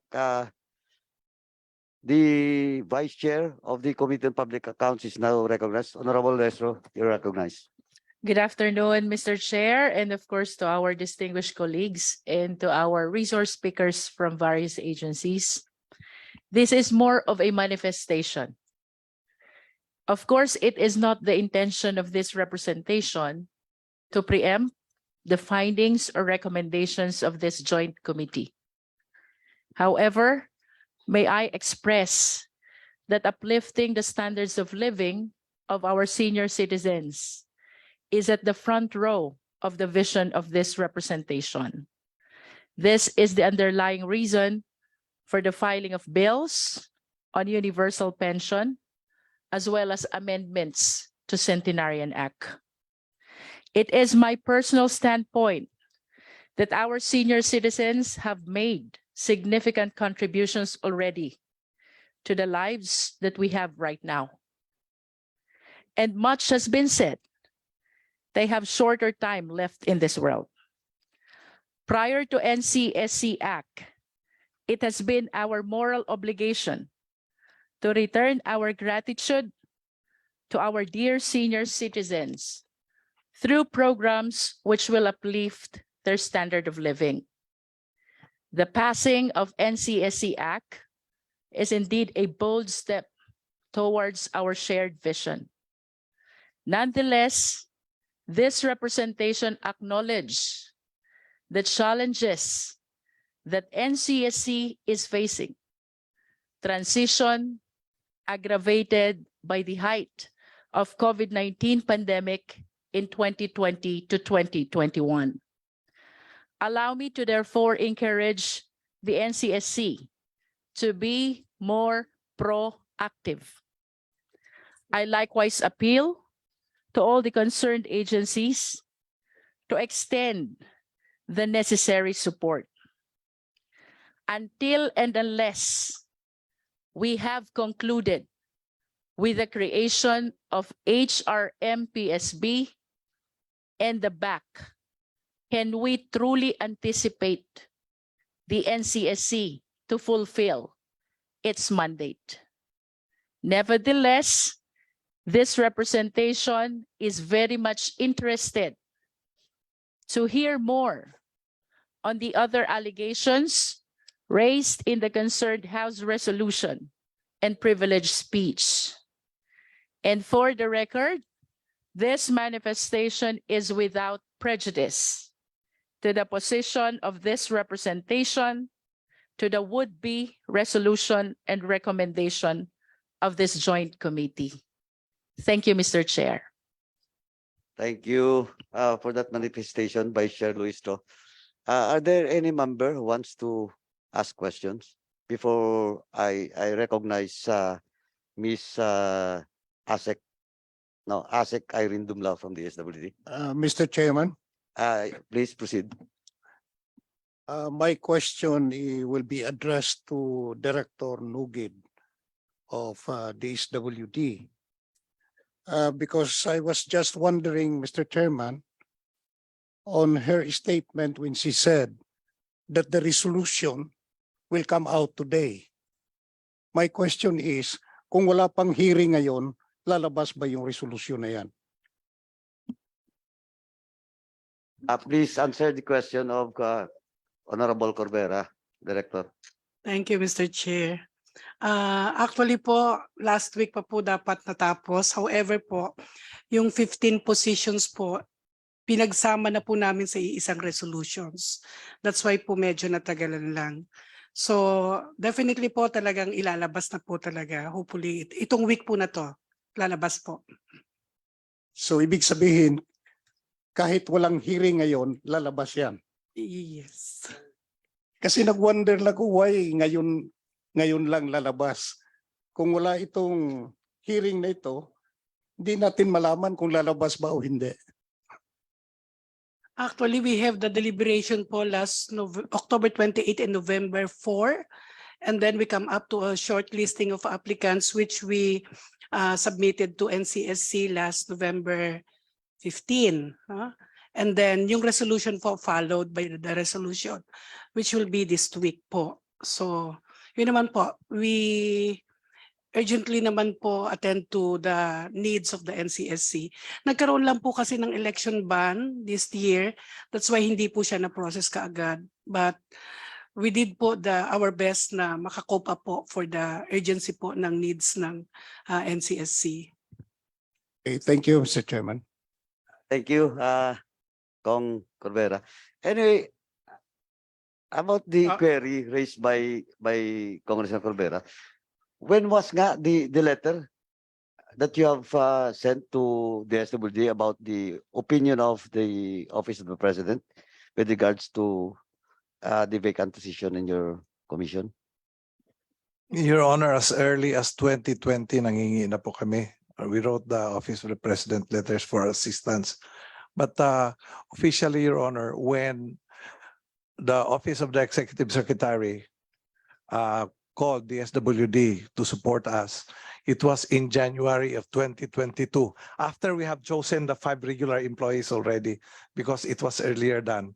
So after that first experience that natulungan kami ng DSWD on January 2022, sumulat na naman kami uli because DBM already approved the 206 items regular position. So sa 2022, we wrote the SW letter for the 15 positions.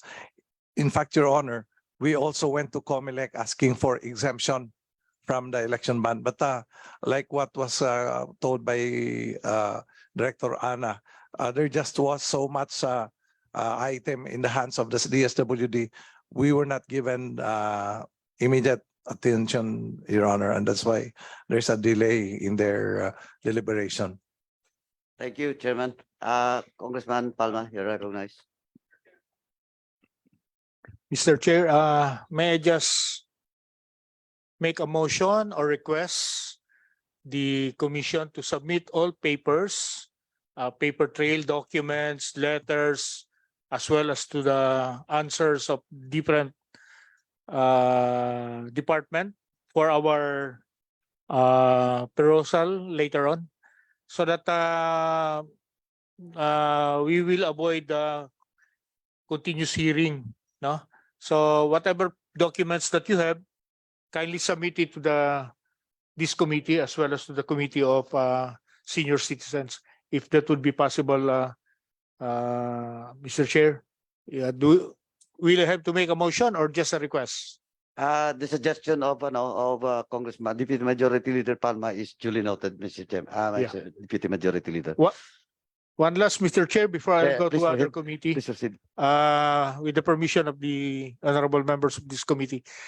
I was reviewing the privileged speech of the honorable Ompong, regarding the budget na hindi na dumaan sa commission.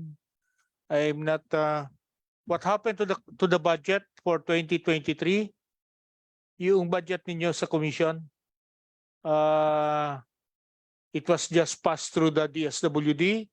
Supposed to be kayo ang maggagawa ng budget or whatever. Kindly enlighten us. Anyway, before the chair will answer the query of Deputy Majority Leader Palma.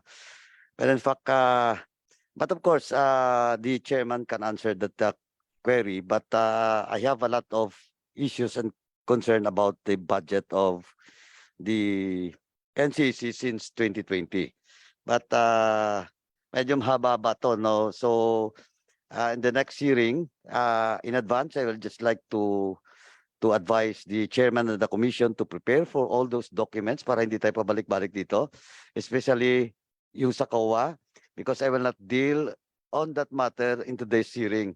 That will be scheduled for next hearing, but pwede na rin sa ngayon. Please, Chairman Kiano,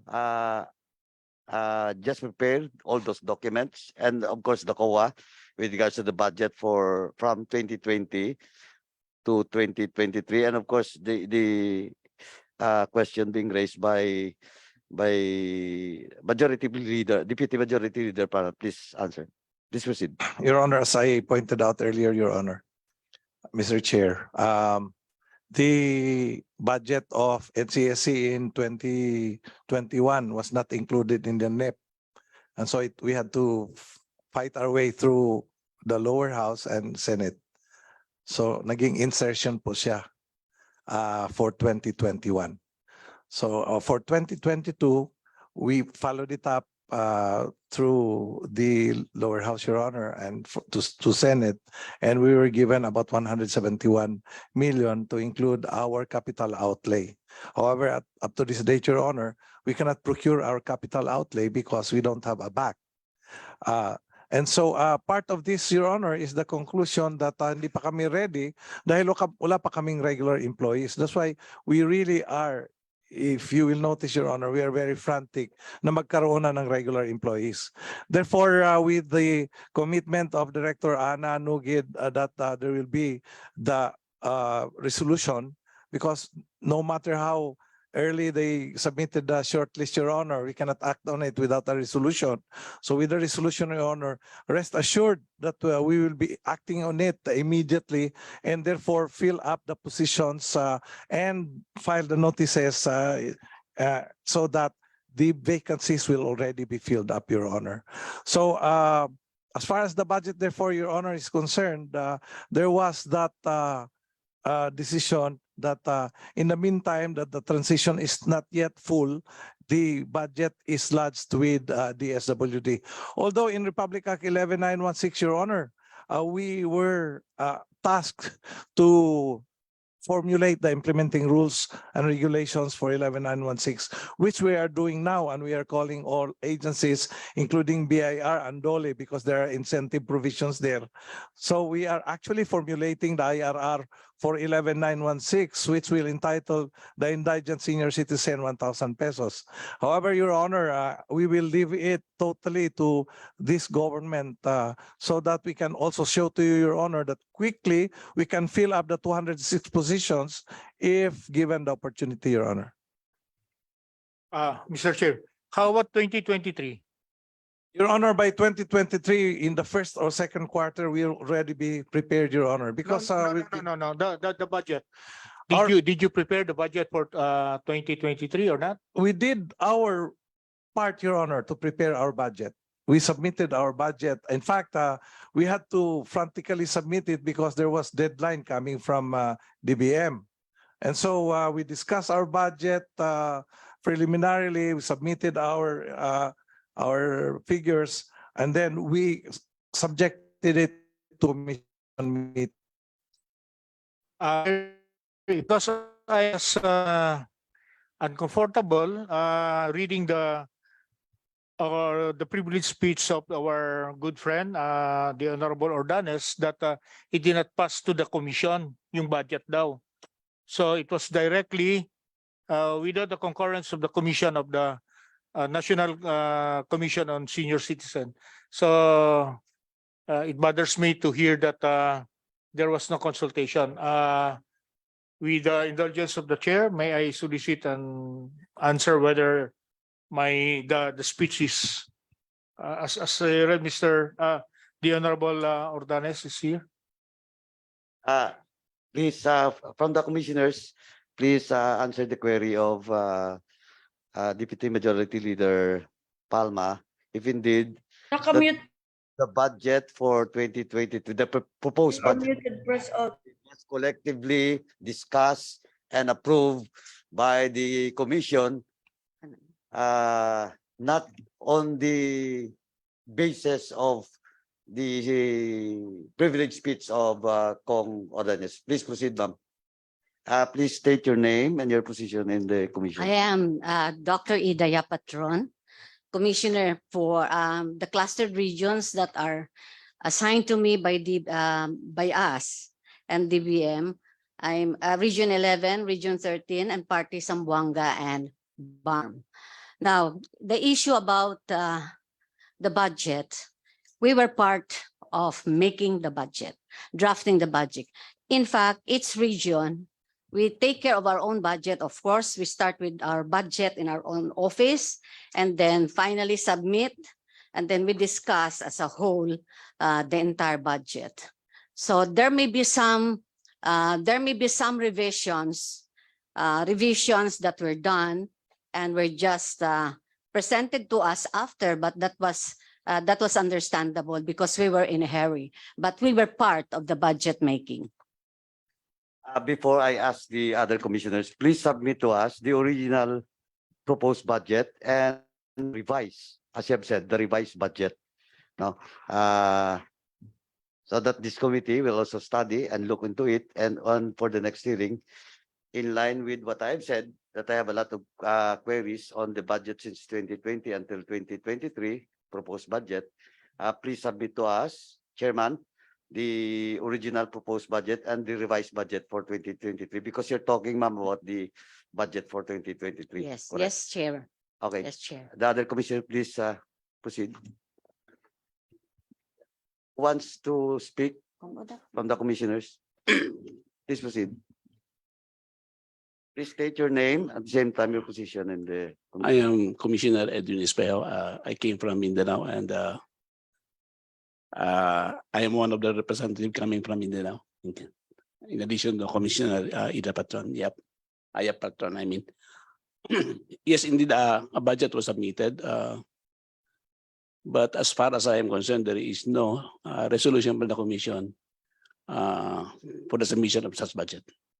It was submitted in May, just to, like the chair said, to catch up with the deadline. So we have not really tackled it as a commission. But like Comida said, we were part of, we submitted our own respective budget proposal for our respective clustered regions.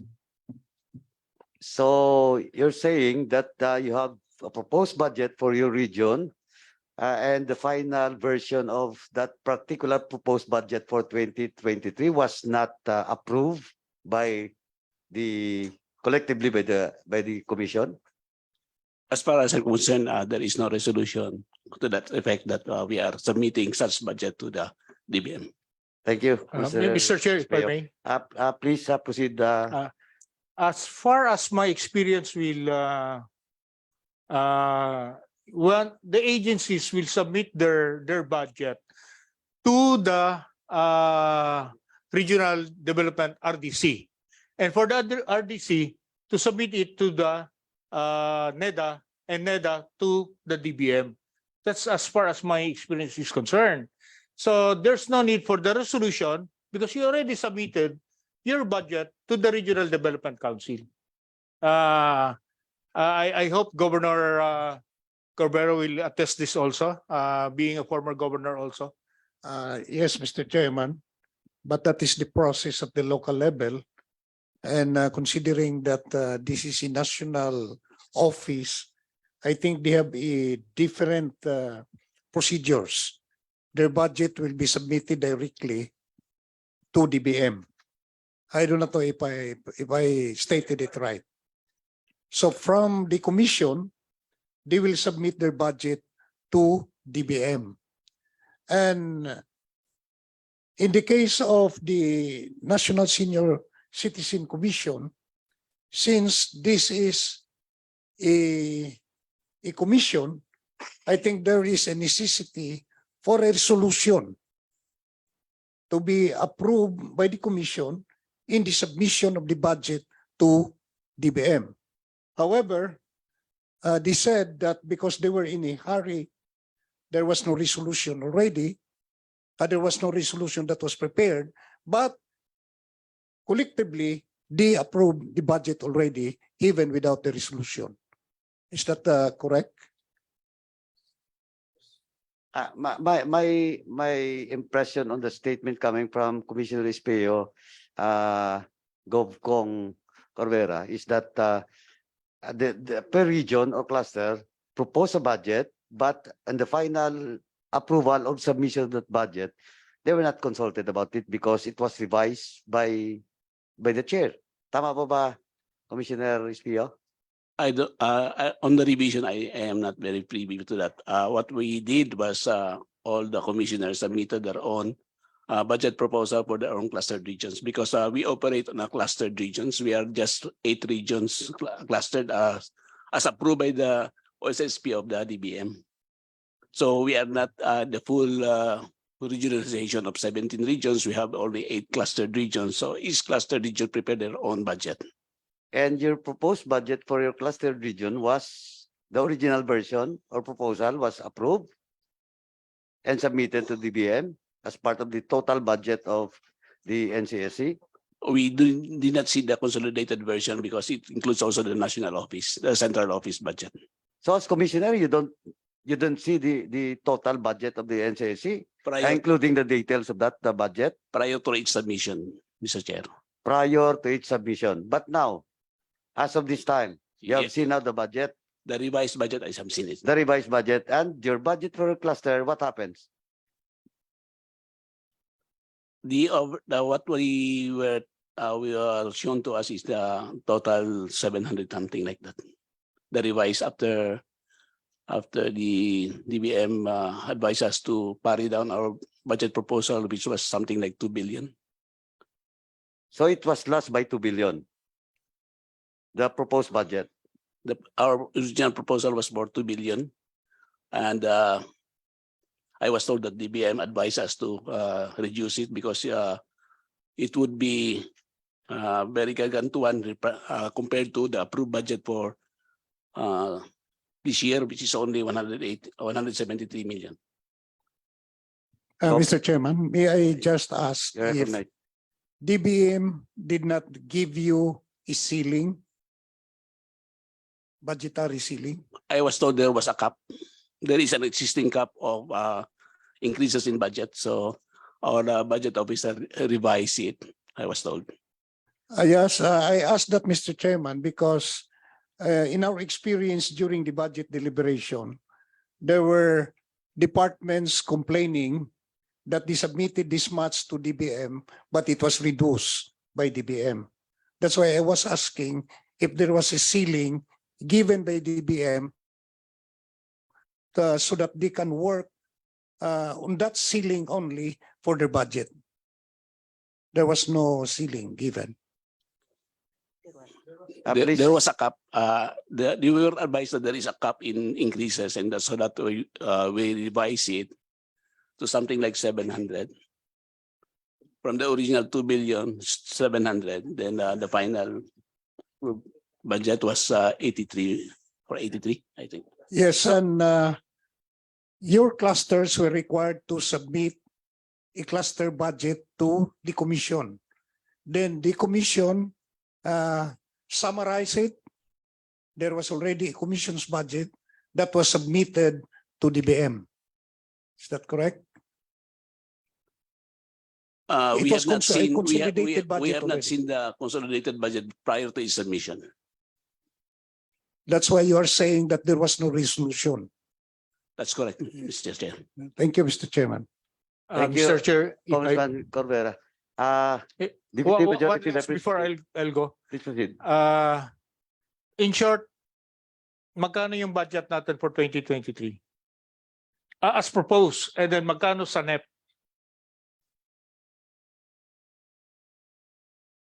Well, as correctly, Your Honor, Mr. Chair, as correctly said by Com Edwin, the proposal is 2 billion. But the approval in the NEP is 83 million, Your Honor. It's really a wide gap. But as far as submission of the budget, Your Honor, if I may be allowed. Please proceed. Your Honor, while there are 8 regions, these 8 regions has not been populated yet. In fact, had there been a selection board, we would have appointed the regular employees. Therefore, the budget that we were seeking from the commissioners were indicative of the need as they operate within the region and the hope that when there will be a selection board, there will already be personnel. So these indicative figures, Your Honor, are being consolidated, and owing to the fact that DBM is in a hurry, what we submitted was 2 billion. Eventually, it was lost by DBM to be 83 million. This is not of our doing, Your Honor. It's the fact that we have to face the caps, as rightly pointed out by Honorable Dale Corvera, Your Honor. So we would like to say, Your Honor, that and we would like to submit that the budget has been discussed in the meetings, Your Honor, and the minutes of the meeting will bear us out. Thank you So- for that, so, Chairman Mi- Tiano. Sorry, Mr. Chair. You recognize Deputy Majority Leader So Palma. what This will is- happen if we're going to have the 15 and the 206? How can you operate that with 83 million? With 206? Wala na kayong capital outlay, PS na lang ang... So just go there, just report to your office and wait for the 30th of every month for your payroll? Before Deputy Majority Palma, before the chair will answer the question, I have with me the COA report and everything, no, the expenses and utilization rate of the NCSC. And again, I just want the chairman and the commission to be prepared for next hearing with the indulgence of the Deputy Majority Leader Palma, because if we discuss this, I want the commission to prepare for my next for the next hearing for my questions with regards to the financial matters of the NCSC when NCSC was constituted. That was October 2014. That was the first day that you assumed office as the chairman, and I need a comprehensive answer to those questions that I will be raising on the next hearing. So, with the indulgence of Deputy Majority Leader Palma, can we put it on the table first? Then we'll just ask that specific question and details on the next hearing. Yeah, that's why I'm reminding the commission, kindly submit all the papers so that once we will have another meeting, hearing, all the papers, including the AOM, the Audit Observation Memorandum, as well as your answer to that, so that in one setting we can already terminate or be able to answer all the questions that's being haunted in our mind. So it would be okay, Mr. Chair, if I will request them to bring all the necessary papers so that once and for all we can fast track this investigation. So again, Mr. Chair, with the indulgence, thank you very much for your time, and co-chair as well as members of the committee. I'm going to proceed to the other committee. Thank you, Deputy Majority Leader Palma. We're very happy to be with you in today's hearing. Anyway, the suggestion or the motion of Deputy Majority Leader Palma, Chairman and the Commission, please submit to us the financial report, and that includes the AOM from COA. And COA, please be advised that on the next hearing, submit and prepare for all the documents. Of course, 2020, wala po kayong COA audited report because you're not, your budget was not audited during the 2020. But 2021, I have with me the COA report. I just want to confirm it on the next hearing. At the same time, yung 2022 is past ending. This is now a year end. We are now in the year end period of the budget for 2022, though the budget is extended. Under the special provision, the budget for 2022 is extended until 2023 December. But of course, we need also the utilization rate of NCSC. Please prepare for it. And the COA findings in the year 2021. Now, before we recognize Ms. Pinlac and Asek Dumlao, Honorable Amante is now recognized. Sorry for the delay, Congressman Amante. Thank No you. problem po, Mr. Chair. Mr. Chair, nais ko lang pong paalalahanan po ang lahat po ng mga departamento, gayon din po ang ating pong komisyon. Dahil alam po ninyo, hindi naman po tayo abot dito sa ganitong pagpupulong kung ginagawa lang ho natin ang ating tungkulin sa ating gobyerno at lalo tigit sa ating bayan. Kinakailangan po, meron po tayong sense of urgency. Dahil tayo po ang nangangalaga sa mga programa at proyekto para sa ating mga senior citizen. Alam naman po natin ang mga senior citizen, hindi ho yan kagaya ng mga kabataan na makakapag-antay pa. Kinakailangan ay sa lalong madaling panahon, dapat maibigay po natin yung tamang proyekto, programa at kinakailangan hindi ho nahahamper ang lahat po ng mga programa para sa ating mga senior citizen. Kaya naman po sa atin pong sa mga lead agencies na narito po ngayon, tinanggap po natin itong ating tungkulin sa ating bayan, sa ating gobyerno, sa ating mamamayan. Dapat isa puso at isa-isip po natin itong tungkulin pong ito. Huwag mo natin ipagwalang bahala na pwedeng bukas na, sa linggo na lang. Kinakailangan, lagi nating isipin na naman natin, kakonting araw, panahon na lang ang ilalagay niya sa mundo. Dapat naman ho, malasap naman ho nila yung kaginhawaan na ibinibigay po ng ating gobyerno para sa kanila. Kaya po again, Mr. Chair, ako po ay nagpapasalamat sa inyong oras at gayon din po. At sa bahagi din naman po ng inyong lingkod ay kung ano po may tutulong po natin, lalo tigit sa kabutihan ng ating mga senior citizen, lagi po tayong naririyan at handang sumuporta. At ako din po nananawagan din po ako sa ating pong komitiba ng ating senior na sana po ay sa lalong madaling panahon po ay mapag-usapan na po natin yung amendment para po sa centenarian law. Dahil napapanahon na po ito at talagang inaantay na po ito ng ating pong mga kababayan. Kaya po muli, maraming salamat po at mabuhay po tayong lahat. Thank you, Congressman Amante, for joining us physically present today in the hearing and your manifestation. Thank you so much.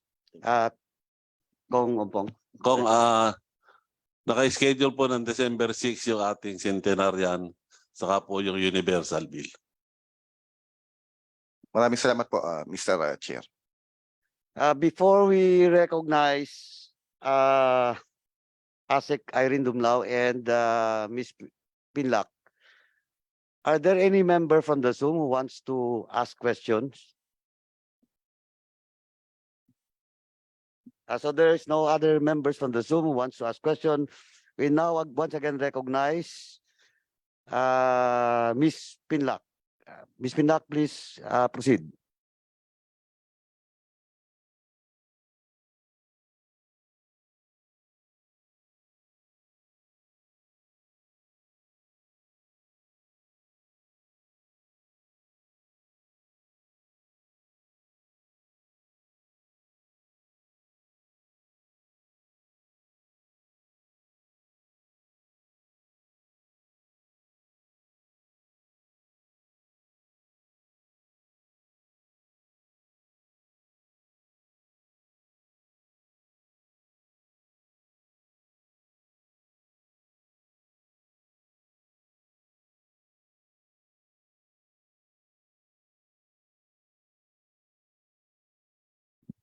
Ms. Pinlac, you're still muted.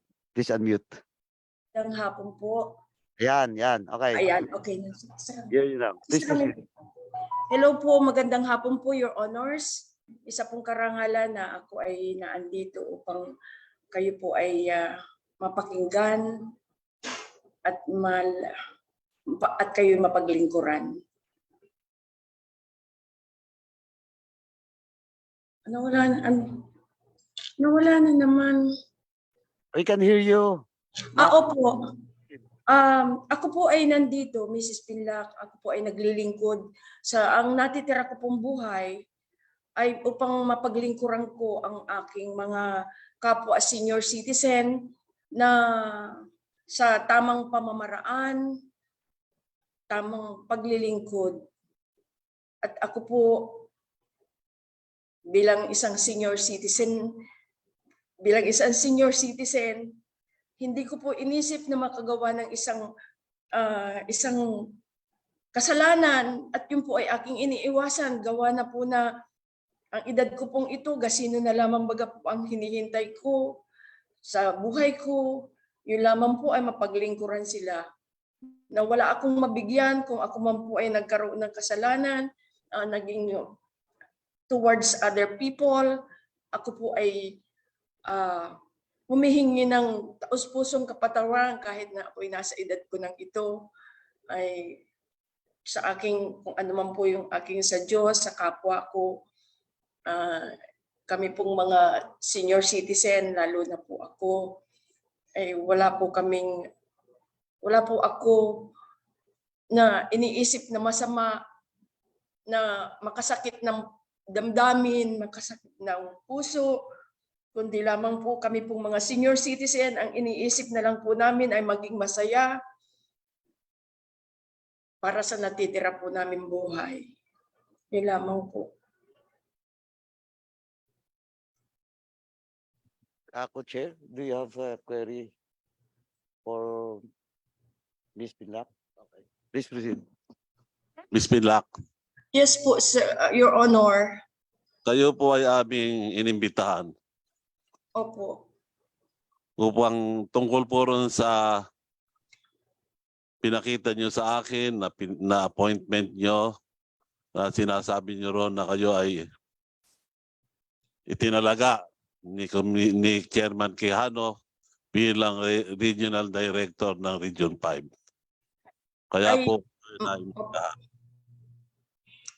yun po ay yung pong nabasa ko po dito ito naman po ay aking tinanggap at kung ano lamang po yung nakalagay dito ay yun po ang aking sinunod bilang panunumpa sa katungkulan at paghirang ng National Commission of Senior Citizen at samahan ng mga nakatatanda sa Timog Katagalugan.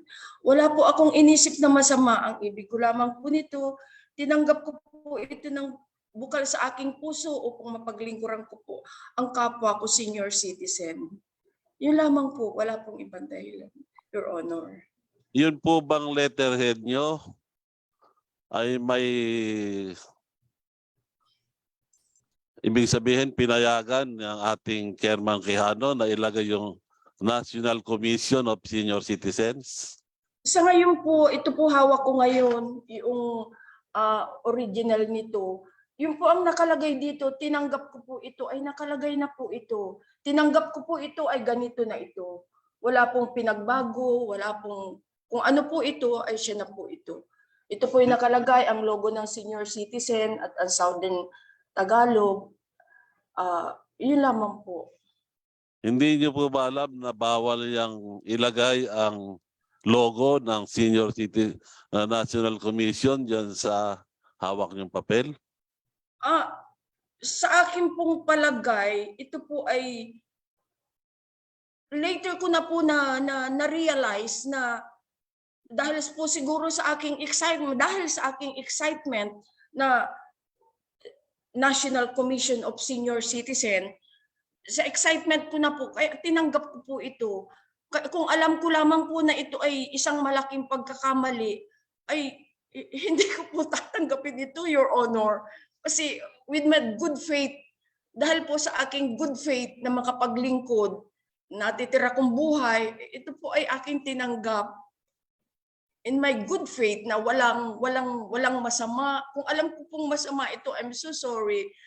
Kung masasabi ko man po ito, hindi ko po ito tatanggapin sa edad kong ito. I'm sorry, Your Honor. Isang tanong na lang po. Opo, andito po ako. In-appoint ni Chairman Quijano. Po, Kayo po ba ay in-appoint ni Chairman Quijano bilang Regional Director? dahil ito po may pirma po siya dito sa ibaba. So ibig sabihin, in-appoint niya kayo. Consider po itong dokumentong ito'y nandito sa akin at may pirma siya. Parang gano'n na rin po. Kasi may pirma po siya eh. Kung wala po siyang pirma, ibig sabihin, hindi akin itong dokumentong ito. Yun lamang po. Maraming po salamat. Marami pong salamat, Congressman Orpong. I'm sorry. Are there any members who wants to ask question to the resource person? Any member from in the Zoom or physically present? Govcong, do you have questions? I Please think proceed. this is not a question, but just an observation of the document shown to us, Because for me, it's not an appointment. It's just a mere oath of office, signed also by Chairman Quijano, but it was not an appointment. In fact, I want to ask Chairman Quijano if there was a position in the commission for Regional Director of Southern Tagalog region that is shown in the panunumpa or the oath of office. Kasi kung appointment, may specific position, salary grade, at saka sweldo. Eh wala namang sinasabi doon eh. So it's not an appointment, Mr. Chairman. Thank you, Govcong Corbera. What's the position of the co-chair Ompong Ordonez? Please proceed. In my opinion po kasi, merong yung letterhead nakalagay yung National Commission of Senior Citizens. Now, ang tanong, pumirma si Chairman Quijano doon sa, sabihin natin outtaking. What I am after is the logo used and the letterhead na nandun yung National Commission of Senior Citizens. Govcong Corbera. No, what I'm trying to say is that document was not an appointment. I do not know, I have no concern on the use of the logo. My concern is whether or not that document is an appointment or a mere oath of office. To me, it was not an appointment because based on my experience as mayor and governor, the appointment that I issued to employees includes, of course, the name of the appointee, the position to which he will be appointed, salary grade, and salary. Eh wala yun eh. So it's not an appointment. But as to the use of the logo, I just don't know why the logo was used even without authority. Thank you, Mr. Chairman. Thank you, Govcong Corbera.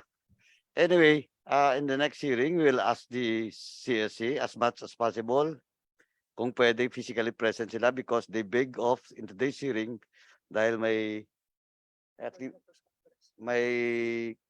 training conference ata sila ngayon. But of course, we should invite them on the next hearing and we will ask the position of the legal department of CEC about that matter, and that includes the letter that we asked for the commission to submit to us, their letter addressed to CEC with regards to vacant position in the commission. Anyway, are there any more members in the Zoom that wants to ask Ms. Pinlac? So there's no more members from the Zoom that wants to ask Ms. Pinlac. Ms. Pinlac, thank you for your time. And we ask you to be present once again the next hearing because there might be some issues and questions that the members will raise in your part. Yes po. Thank you so much. the last resource speaker or resource person that will be recognized is ASEC Irene Dumlao. ASEC Irene Dumlao, you're now recognized. Go ahead, please. Yes, good afternoon, Honorable Representative Paduano, Honorable Representative Ortanes, and to all the honorable members of the Special Committee on Senior Citizens. A pleasant afternoon to each and every one of you. I am Irene Dumlao, the co-chairperson of the change management team of the DSWD, which facilitates the seamless turnover of functions, programs, and services for the elderly to the NCSC. With respect to the transfer of functions from the DSWD to the NCSC, we would like to mention to the honorable members of this esteemed committee that the DSWD, as part of our sincere effort to ensure a seamless transfer of programs for the elderly to the NCSC, actually assisted. We created a change management team to facilitate the conduct of consultations and meetings, and likewise assisted the NCSC in the hiring of the personnel who may comprise their HR and PSB and the back secretariat, as earlier mentioned. And as articulated earlier by Director Anna Nugin, the shortlist of applicants was already forwarded to NCSC on November 15. The NCSC actually may further evaluate the candidates or select the most fit candidate for appointments. And as earlier mentioned, the resolution of the HR and PSB of the DSWD shall be forwarded this week for the appropriate action now of the NCSC. Now, in adherence likewise to the provisions stated in the law with respect to the transfer of the programs from DSWD to NCSC, aside from the change management team that was created, we also would like to mention that technical working groups were created to really assist the NCSC in the transfer of the programs. We also prepared a transition plan on the transfer of funds and financial management. We also have a separate transition plan on the management of residential care facilities and a transition plan on the transfer of existing positions. As I earlier stated, DSWD together with the NCSC initiated a series of the conduct of series of consultations and meetings just to ensure that we will have a seamless turnover of the functions of the DSWD to the NCSC. Mr. Chair, thank you very much. Thank you, ASEC Irene Dumlao. From the members who wants to, is there anyone who wants to ask question to ASEC Irene Dumlao? In the Zoom? So, ASEC, nobody wants to ask question in regards to what you have manifested. Anyway, thank you for your presence, but hopefully I will be present again, once again, the next hearing, because there might be other questions that will be asked with regards to, especially on the transfer of responsibility from the SWD to NCSC. Oh, any members? Yes, ASEC, please proceed. Yes, Mr. Chair, we will ensure our attendance in the next committee hearing. Thank you, ASEC. Thank you. Good afternoon. Anybody more wants to ask questions related to the agenda for today's committee hearing? Chairman Ompong? Since nobody will ask about the agenda in this committee hearing for today, I just want to remind all the resource person on the submission of all the documents that this committee asked them to submit not later than next week, because the members of this committee will use it now during the next hearing that tentatively will be scheduled on December 1. No, December 1, tentatively. So any more other matters to discuss from the committee? Since there is no other matters to discuss, I'm asking somebody from this committee on public accounts to move for the suspension temporarily of this hearing. Mr. Chairman, I move to temporarily suspend the proceedings of the hearing of our committee until December 1, 2022. Thank you. Thank you, Kong Corbera. Any second? Seconded. Thank you, Vice Chair Soriano. There is a motion to suspend the hearing for today and will be scheduled on December 1, I mean. Hearing no objections, the chair is none. The motion is carried. Hearing is suspended. On the part of